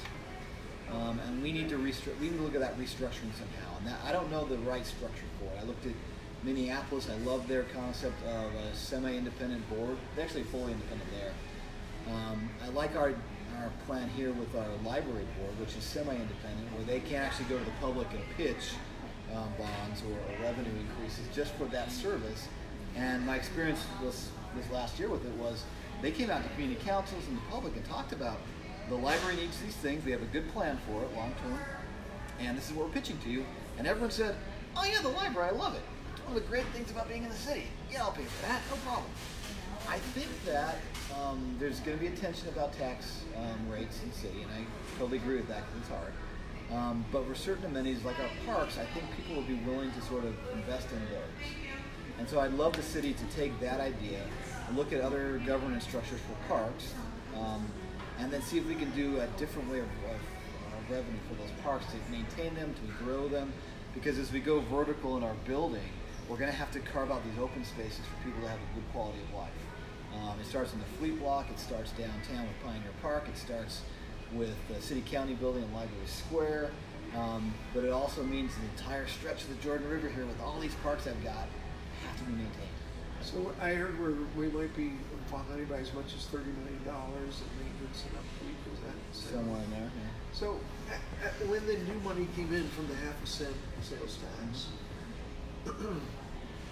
put aside really one time, but it's expected to kind of continue on some money for affordable housing. Yeah. It seems like, given the numbers of deficiencies, that's almost symbolic. I mean, it's a lot of money for a person, but when you're talking about thousands and thousands of units, it's not going to have a big impact. Should we be? Is that a wise use of money? And I'm asking that. I really don't have an opinion. Yeah. In other words, should we be putting that into infrastructural things that will make the neighborhoods we have work better for everybody, rather than building a few affordable apartments when we're thousands short? Well, I think what we did was we tried to spread it over 4 different areas to address what you're talking about, right? So affordable housing is one piece. With affordable housing, you need cash. You need public monies to subsidize low income housing, because the market doesn't touch that. Anything below 40, 30% AMI, you can't build at market rate. You just can't. Developers know this, and we know this. You have to have some money to help subsidize that piece. So yes, it may be a small amount, $5 million a year, but let's be honest, it's twice what the whole state's putting in. Totally walkers. but it is something that's needed. Now, if we assume that Salt Lake City has to solve the entire Wasatch Front housing issue for affordable housing, yes, it's symbolic. But we don't. We have to do our part and then promote the rest of the state and at least the 3 counties or 5 counties here to do everyone's part as well. But by dividing up between that and then adding also money in for our master transit plan, so I'll look at my neighborhood in Poplar Grove and Glendale. We have the 516 bus that sort of circulates all through in this kind of winding path to make sure it catches enough service district area, but also means it takes like 45 minutes to get from downtown to my house on the south side of Glendale, right? Because you have to do a circuitous pattern through there. When we put a 15-minute bus on 9th South over to California and over the bridge and through the neighborhood, you have much more direct lines. It's a quicker bus, and every 15 minutes you can get through that, and we're funding it through this tax increase. We changed the 516. We're actually paying UTA to add those extra buses. So we have that going on 13th, and then on 4th we're going to change the bus, so now it's going to come directly through. We're going to change hopefully the 2 buses on 9th West, so they're going to offset and have 15-minute increments. So all of a sudden I get some money for affordable housing, I get a fair amount of money to do an upgraded public transit system from my neighborhood right to downtown and the tracks system. And it's a win-win both ways. I think, and then we have the roads piece we did as well, because everyone's got to use the roads. In addition to the bonding. And police, exactly, and the bonding. So, and fire in this way. If it was up to me though, what I would say for affordable housing for the Wasatch Front particularly, it's deeply tied into our public transit infrastructure. The Wasatch Front Regional Council has a 2050 plan that says from Draper to Ogden, if we want to grow the economy based on housing and jobs, here's the blueprint, and here's a cost. It's probably north of $12 billion. It's a lot of money. But if you took it and said the goal is to look at all our housing currently, our projected housing developments, which they can look at based on vacant land and opportunities that way, and our employment centers across this whole area, and you have those 3 things. You got to link the 2, employment and housing, with the transit. If you invested in that heavily, most of the cities and towns would be fairly happy to rezone around those to more density. And if you did that, then you're not actually building housing as a state, which we don't do. What you're doing is saying, for air quality, for employment and jobs, for housing, for all the needs we have in the state, we're going to put into public infrastructure for transit. BRTs, buses, track, whatever it is. Last mile. All that, yeah. Right. And then all the cities zone around those track stops in their new little main streets, which they all want, right? I mean, look at Riverton North. Everyone's building these little sort of town centers again, revitalizing them. We just met with the mayor of South Salt Lake. Yeah, exactly. They all want this. You put it through there, they rezone for more density, and then the smaller amount of money you put into Olin Walker, the state funds for affordable housing, then you put into like a zoning issue saying we want a certain percentage of those rezoned districts to be affordable, and we'll put in some incentives to help developers do that. And you want the money, Riverton and Draper and Sandy and whoever, you're going to build this way. Yeah. Or you don't get it. I think some of, I mean, Sandy Near showed they're willing to do this, and it takes a political cost, right? But they're willing to have that because a lot of them like the idea of that little walkable community with a little quaint sort of downtown feel. We got to help them with the infrastructure, with the transit, and it hits all these other areas we need. And it doesn't, because if the state wants to put in billions of dollars just for housing, we're still going to have a transportation problem. They go together. You might as well do transportation, have that be the catalyst, and then have the other money come in to do that. That's kind of. So we talked to Hughes today for 45 minutes in his house. We just aren't going to do it. He wears funny little slippers. And we were talking about this very thing. And I said, Greg, look, we got to figure this transportation thing out. And you guys are spending $660 million out of the general fund right now as a direct subsidy. And that's just ludicrous because we're subsidizing fossil burning, road building things. So the people that are using the public transit, they're actually paying a subsidy to the people that are out burning fossil fuels. He agreed 100%. So something along the lines of taking some of that 660, either doing away or lowering the UTA fares actually go away because people ride them for heat or whatever. Sure.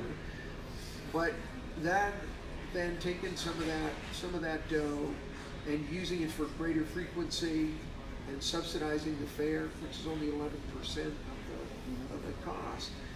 And then he said, and the other part we need to do is include a lot of as you just mentioned, encouragement for housing along those corridors of transportation that go up this way in areas that don't want to do it right now, that they're not excited. So we talked about a $2 billion bond, like we've been doing for transportation, and using that to kickstart out to get developers, so that we could give developers enough incentives to do it, and then the cities would apply to it based on their willingness to go in a direction that they're comfortable going, or they wouldn't get the money. So in a way that's helping with housing, and it's also helping with transportation and helping us go in the big direction we need to go. But in order to do that, Salt Lake City, we're 203,000 people. We can't solve these big problems like we did on homelessness, like we're doing. It takes this whole village, including, Greg, do we really want to talk to Greg Hughes? Yeah, we do. Of course. We're going to argue and tell him he's full of crap and what are you doing? You're stealing our city and the rest. And then we're going to sit down and say, look, let's get this bonding done. How do we do this? How do we work together on that and on so many other things? Well, a lot of times you got to show the example. So in Salt Lake City, we have an MOU with UTA about how do we subsidize our internal routes that match with their master plan system, and that's a fairly new concept. So you can show that this is how you can do it from a city perspective if you want certain investments in your area. South part of Salt Lake County right now, Riverton and Bluffdale and Harriman and South Jordan, huge growth issues, and they are really clamoring for public infrastructure, roads and transit and all that out there to help deal with the issues surrounding in the growth. I think there's mutually beneficial interest there. They want the same things. It's a matter of how do we get there together, because they want to alleviate some of the congestion and traffic. They want to have opportunities for jobs and people to get back and forth. They want better air quality. I mean, this transit thing could hit the Olympics. I mean, if you really want the Olympics to be even a bigger bash than last time, you're talking about Ogden to Provo. You need that infrastructure to go all the way north and south, and fix the air quality to some extent. I mean, there's a lot of benefits. And after the prison and Northwest Quadrant start growing a little bit and the airport's done, Point of the Mountain may be the next big sort of infrastructure development. But for the state economy to keep running, even through downturns, you need some public investment. And if transit becomes that long-term public investment project, in a sense, it really helps the economy as well. I mean, this is if you bond for it, you got to borrow the money, right? Right. But if you're going to borrow money, borrow for things that are going to pay off long term this way, a big investment. That's where I think that transit infrastructure is a huge issue. It could hit so many areas the state have needs for right now in the next 10 to 20 years. And if we're going to invest, let's invest there. Same with Salt Lake City. I agree with it internally. Let's invest in transit. Man, I want to get anywhere in this city on 50-minute lines in north, south, east, west, and not have to memorize a bus system. It would transform the ability of living in this city tremendously. I mean, talk about jumping from where we have been in the past to really a Western or national level city. That sets us apart in a lot of ways. I think it's one of the great con jobs in the history of the state. What we pulled off with the Olympics and having the feds build that Interstate 15. I mean, John McCain was the only guy who dared say, Utah, you're ripping us all off. What do you mean you need these freeways for the Olympics? It's billions of dollars. And so I say bring the Olympics and the athletes and the gold medals, but bring in the gravy home for. I like the way you said that. Ogden to Provo, we're going to build this Olympics. You got to do it. It is. He's going to watch those front Olympics, and you're exactly right. I mean, it just takes effort and commitment to do it that way, and yeah, the federal government has got to be a part of this player. I mean, I don't think we apologize for that. And that if we want to put on an Olympics, and I've had my doubts about the IOC and the USOC, different deal, and but the Olympics as an event for the state and the city is tremendous. I mean, it helps the infrastructure build. It gets this public pride going up. It really showcases this part of our economy. Whether or not it just displaces our current economic sort of growth or not temporarily, or whether it actually adds long term.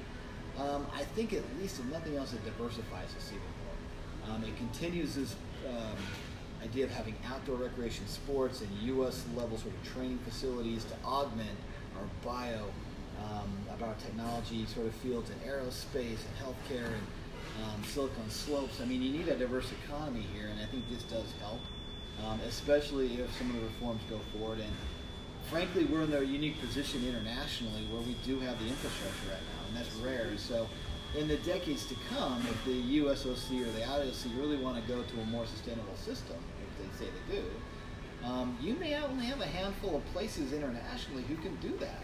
You may have to rotate through in North America, having a few venues, 3 to 4 of them, that just rotate through because it's just not worth it for everybody else to sort of go into debt for this. And that really solidifies us as one of those long term, which is not a bad thing at all. It's exciting. What about the rail to trail? I mean, how much growth is there? How far can we go with it? I think that slot now that is up with the jumps it's about as exciting as about anything around. The 9 line. The 9 yeah, line, the 9 line is just amazing. It is, isn't it? So what do we do? How do we push that? How do we make that happen more? Well, the 9 line needs more attention than the 1. I think we need to invest in that corridor itself. But if we look at the city again, this is part of the parks discussion. The 9 line is a linear park in some instances. I don't think every sort of thing like that's going to be. I think Folsom Trail is going to be a mixture of an economic development area between 8th West and 10th West, right, but then a linear trail elsewhere on there. I think trails and parks is the future of Salt Lake City. If the economy can keep that moving for jobs and things, and growth keeps coming to us, and we're going vertical again, you got to carve out those spaces so I can get from right here at 21st, I'm at 21st and 9th tonight. If you go just under the 201, I can get on the bike path that goes all the way through Sugar House to Emulsion Canyon. I take the trail from here, the Jordan River Parkway Trail, clear up to North Temple, and past North Temple, clear to North Salt Lake Family. And then if I can go around the exterior of the city on the Bonneville Shoreline Trail and connect the north part of that, plus you cut through on 9th and you cut through on 4th, and you have the bike lanes. I think how do we get that rolling? Is number the plan one. there? We gotta have. I think we have to go back to our parks maintenance system, our funding. I think we throw in the golf courses into this as well, our open space discussion, and we say as a whole, this is our. We have these plans, by the way. It's not a secret, but we have to find ways to fund them better, and invest that money there because the more people come in, they're going to need this. We're going to need the most. In this new wave of revenue that's coming in. On the sales tax increase and on the bonding and whatever, it was didn't even get a priority. It was a second tier priority because we knew that roads were failing so badly. We knew that we needed to look at housing and transportation as a combined thing. And public safety. I mean, one of the other things on the west side is we don't have higher crime anywhere else in the city, but we have crime, I mean, property crime particularly. We had to have more law enforcement, and well-trained law enforcement who are open to looking at implicit bias and best de-escalation practices, and this all takes funding to make sure the best trained force we can have for public safety. Now, after those 4 things, we started touching those, I think the next tier is parks. Immediately after that, and I think that if we took another poll to public, I think we'd see that once they said we helped with these other areas, what's the next thing on the list? I think parks is right there.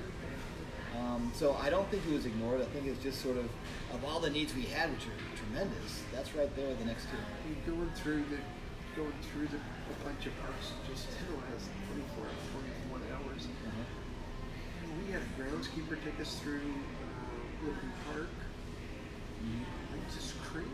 I mean, I said, just tell me really the way it is, and she's there. Yeah. You know, it's so beautiful. But she said, look, there are no policemen here. It's just all there is to it. Here's all the things that happen to staff. Here's what I mean. Anyway, where are we going to get that money for the parks? Well, I mean, we invested in some park rangers this budget cycle. So we're going to have 6 or 7 of them, which would be police officers who are assigned to the parks. Great start. I think that's a good pilot to do. I think we need to expand that. I think also that Liberty Park is okay in some ways in that It does have problems, but the volume is part of the problem and the solution, because it helps keep some crime down by having that volume constantly that we wouldn't have elsewhere in other parks. But we also have to diversify across other parks, and everyone just can't go to Liberty. Yeah, I mean, or it's- Sugar House. Or, Yeah, you know, the I mean, same- really those two parks have taken the brunt of this. The Jordan Park's right over here. It has plenty of more capacity for people to use it. It's underutilized in a lot of ways. We've got Wasatch Springs. Nice South Park, yeah, North, Warm Springs Park up there. We leave a lot of these different parks that we could use, but there's a safety issue. Obviously, there's some upgrades we need to do to help them have some of the festivals go there or the public events go there. Again, like I said, if we invest in these parks, I think we could have more use of them across the city, less wear and tear, maybe a couple of them. And I think a second downtown park is definitely needed. I love the idea of looking at Library Square and Washington Square as maybe a joint park. And we funded that study last year to see if that's feasible and what it would look like if we did that for a second downtown thing. And then I think the Fleet Block. Fleet Block is just, it's undeveloped at this point. And there's different ideas about how to develop it. I think we need to incorporate some green space there to link it to the nine-line park system and get that whole thing going. Two quick questions, and then to get the, I don't know where we're going next.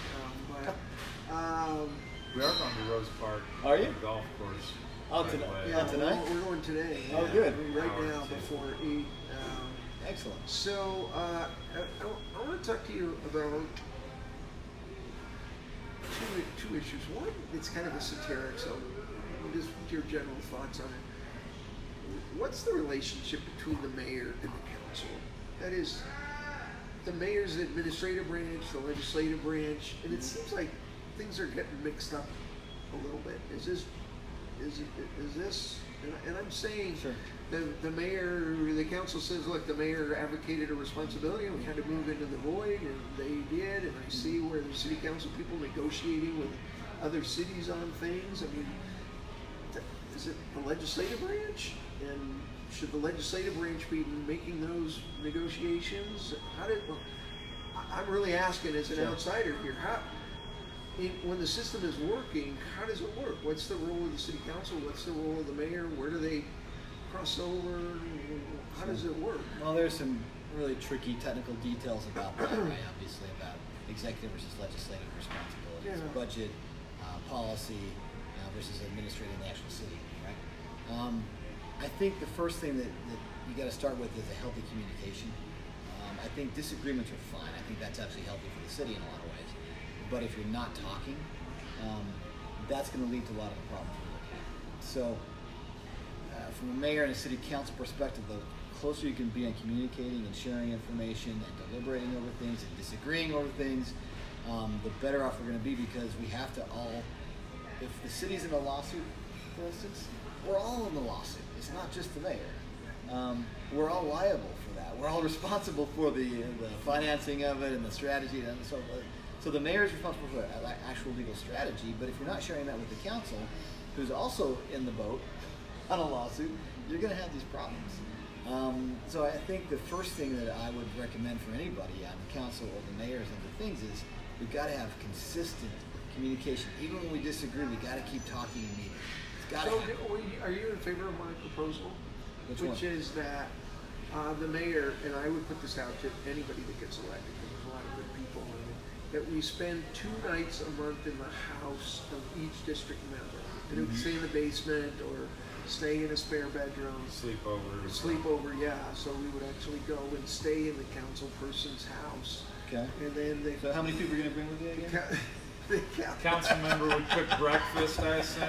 Yeah, well, I was thinking or the mayor could bring people that would do the breakfast. You know, I mean, we'd work it out. But I don't see how this train leaves without people working together. It just seems. I think you're right. I think the unofficial communication and experiences together and just having fun together is invaluable. I think you have to have that outside of your council meetings and your official policy meetings and all that.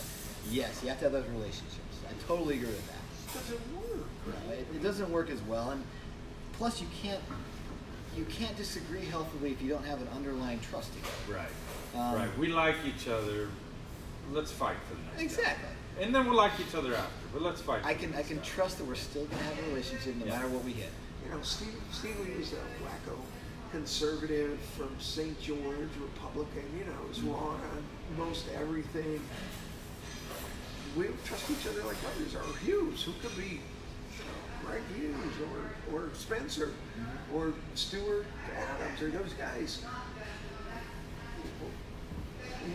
There has to be a bond of trust there, even if you're disagreeing on policy, and everybody understands that we have a role and we see the world differently, but that doesn't affect our ability to be friends, A or B, to get the work done, you know, and compromise and do what we gotta do to get it all.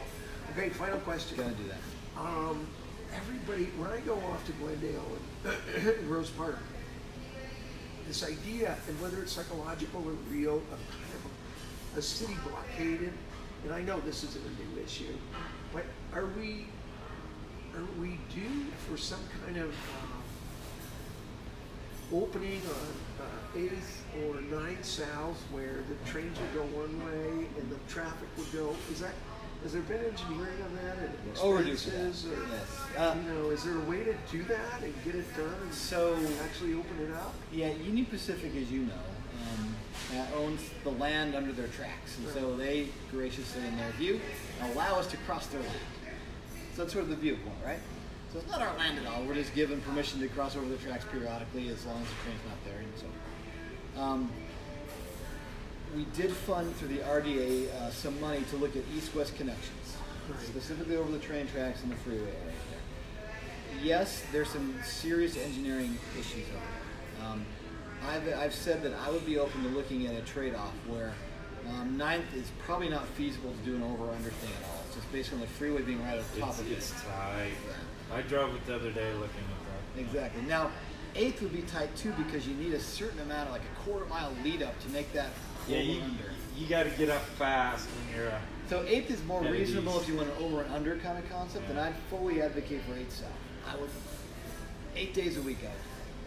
On the north end also, 9th West is not a bus route because it hits the tracks at South Temple. The problem with South Temple tracks is they curve to get to South Temple, and then they curve again going south about 10th West. So 9th and 10th West are the two places I like to cross, but both of them have sort of curves, which complicates going over and under. So I really want either 9th or 10th to be an over-under, and either 8th or 9th, probably 8th to be an over-under south. How much are they? Oh, millions upon millions upon millions. Now, when we've talked $20,000. Yeah, totally. Just invest some money and we'll do it. When I've talked to James Rogers and people on the Inland Port Board, I talk about transparency and environmental responsibility number 1 and 2. Obviously, air quality over here is a big issue with all this. The third thing, though, is the transportation congestion. Not just the cars and the trucks through the I-80 and I-15, which cause pollution for us, and the volume increase in that will cause problems for us. But it's also about the trains, because right here south of Denny's tonight, we've got Union Pacific Rail Yard, one north, and then if you have a third one out there, you can see how this kind of confluence comes right through my neighborhood. They're very bad. And so if the Inland Port wants to look at how do we mitigate the problems for Salt Lake City as part of this, I would say a big infrastructure is to pay to help that. Over-unders for the tracks, other options of how do we get cars and trains past each other. The problem is we're dealing with the wrong railroad. Right? What's the right railroad? Well, Union Pacific, they don't want this port. You know, they're, you know, if we were to, anyway. You are just like a little fountain of information, right? Yeah, this has really this been has delightful. He's you are into this position. You've dug hard the last 4 years. I love the city. So fun to. I've learned a lot here. Yeah. Well, thanks for joining me this morning. This is terrific. Come back anytime to Denny's here. All right. All right. Yeah. You'll cook us up some eggs. Oh yeah, they set me up well. That green smoothie, 2 thumbs up. Thank you. What a pleasure. Hey, it was great. I don't know where we're going next, but it won't be as fun as this. Head to Rose Park, you know. All right. What could go wrong in the middle of the night in the golf course? No. Stay with us. We are continuing on. This is the Mayor-a-Thon, and we're in hour 20 something. All right.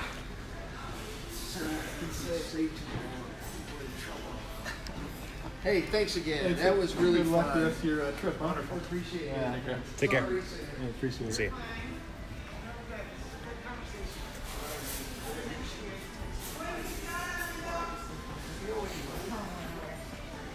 I paid it. I paid it. Did you give a tip? Yeah. Looks like weather's breaking up. Should be a good one. Thank you.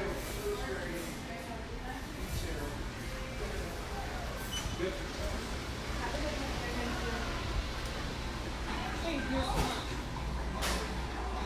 Ooh, doggy.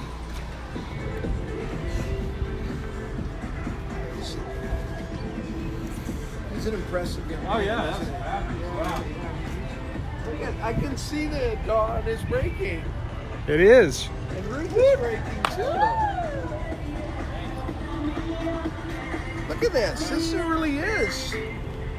All America is here. Look at all these trucks. Yeah.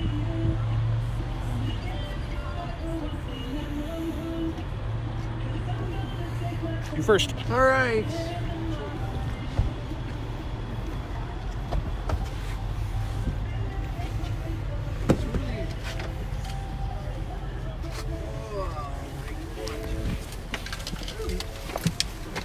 I don't know if I should have had that coffee or not. I mean, I'm going to be trying to sleep in a few hours. It will have worn off by then, I think. I want Andrew coffee. Johnston. He's an impressive young man. Yeah. You know, he's not flashy, but he knows his policy, he knows his city, he knows what's going on. Yeah. Sorry. Yeah, that's always fun when you find out that, you know, because, you know, being in the legislature is not always the case, that the elected official is just digging in hard and just mastering the details. That's right.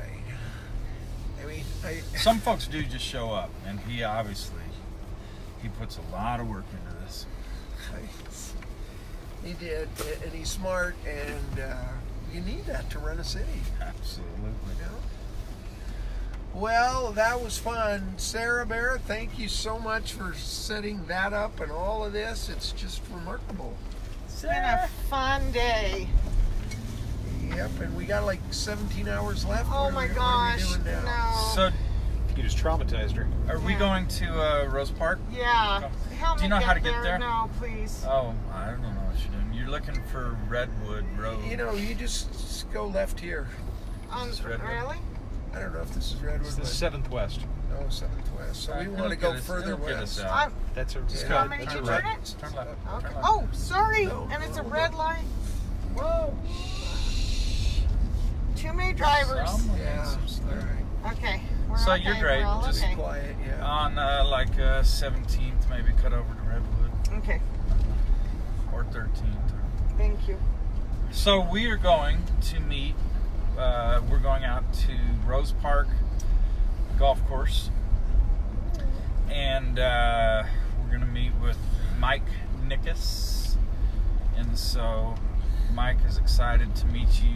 He, so like a year and a half ago, I realized that I don't like to golf. I love to just drive. I love to just hit off the tee. And the other stuff I find kind of boring. So I went to Mike and I just said, hey, I want to do some long drive stuff. And so I worked with him for quite a few months on that. And yeah, turn left here, bro. Okay. And so we were getting some serious distance. We were having a lot of fun, and I was going to start entering some competitions. Holy smoke! I'm going out to a driving range with you. Well, and I have not hit a ball. My God. I've not hit a ball for 10 months. I haven't swung How a club come? because I separated my shoulder. Tried 10 years. How'd you do that, Steve? Did it have anything to do with one of those little green things? It was the scooters, but it was user error. See, I keep going straight. Thanks. No, I tried to bunny hop a curb. Oh. which is stupid since I've never bunny hopped anything in my entire life, and it did not go well. The curb one? Curb one. So, Doc, if you know anything about this, or maybe you don't, the city owns golf courses. Right.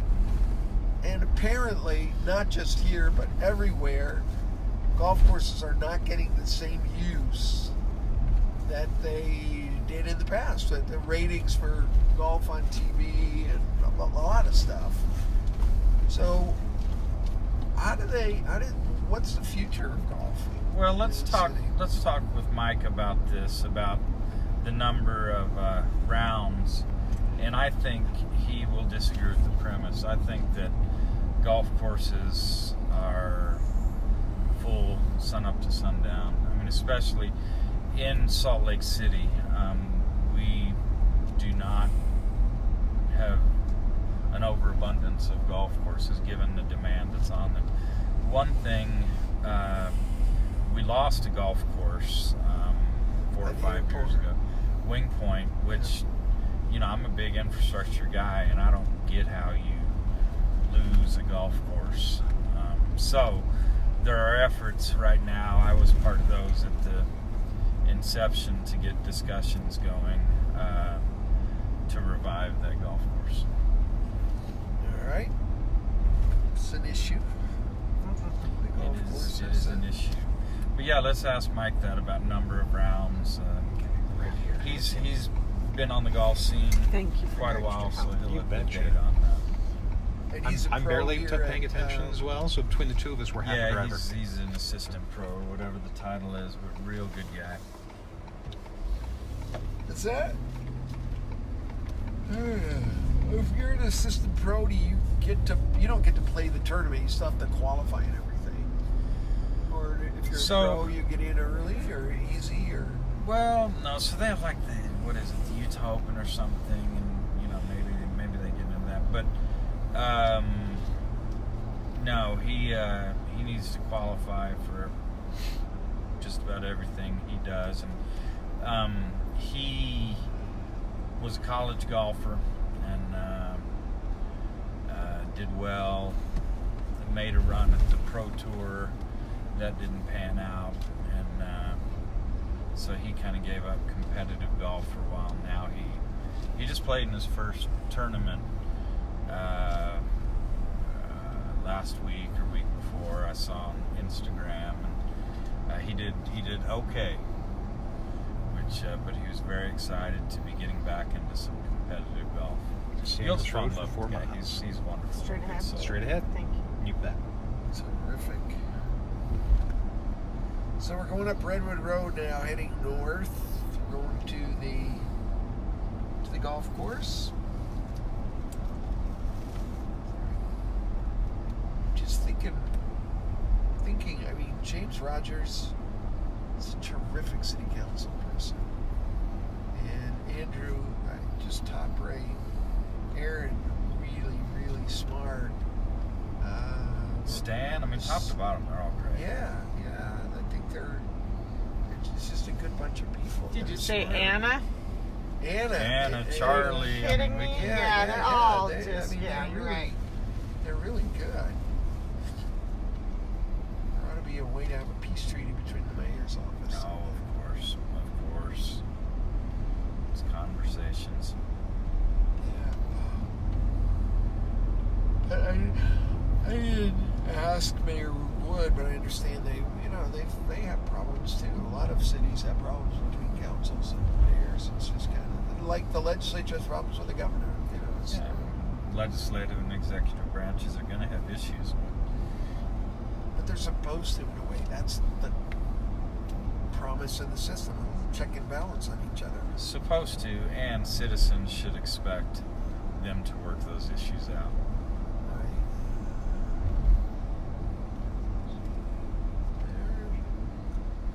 Isn't that the hard work of governing? Yep.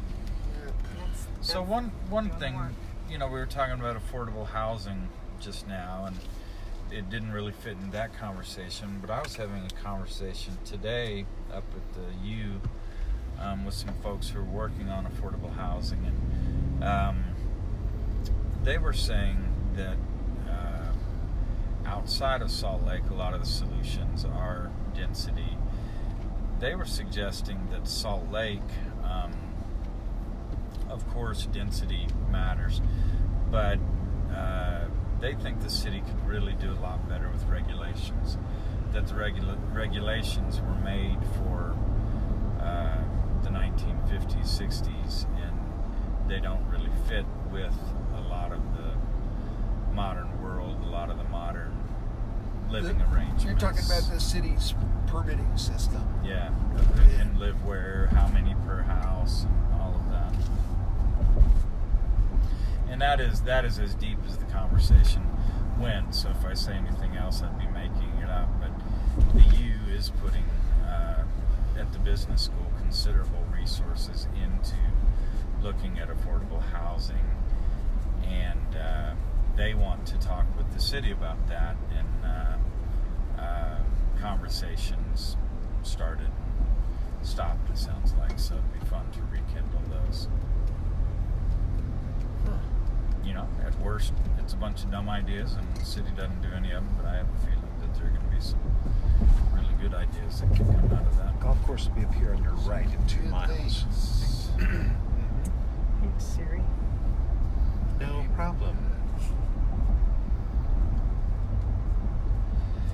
I'm starting to get a little tired. I think you guys, I think you've made it. You've all done very well. Bless you. Bless you for joining us for the final stretch. Fun.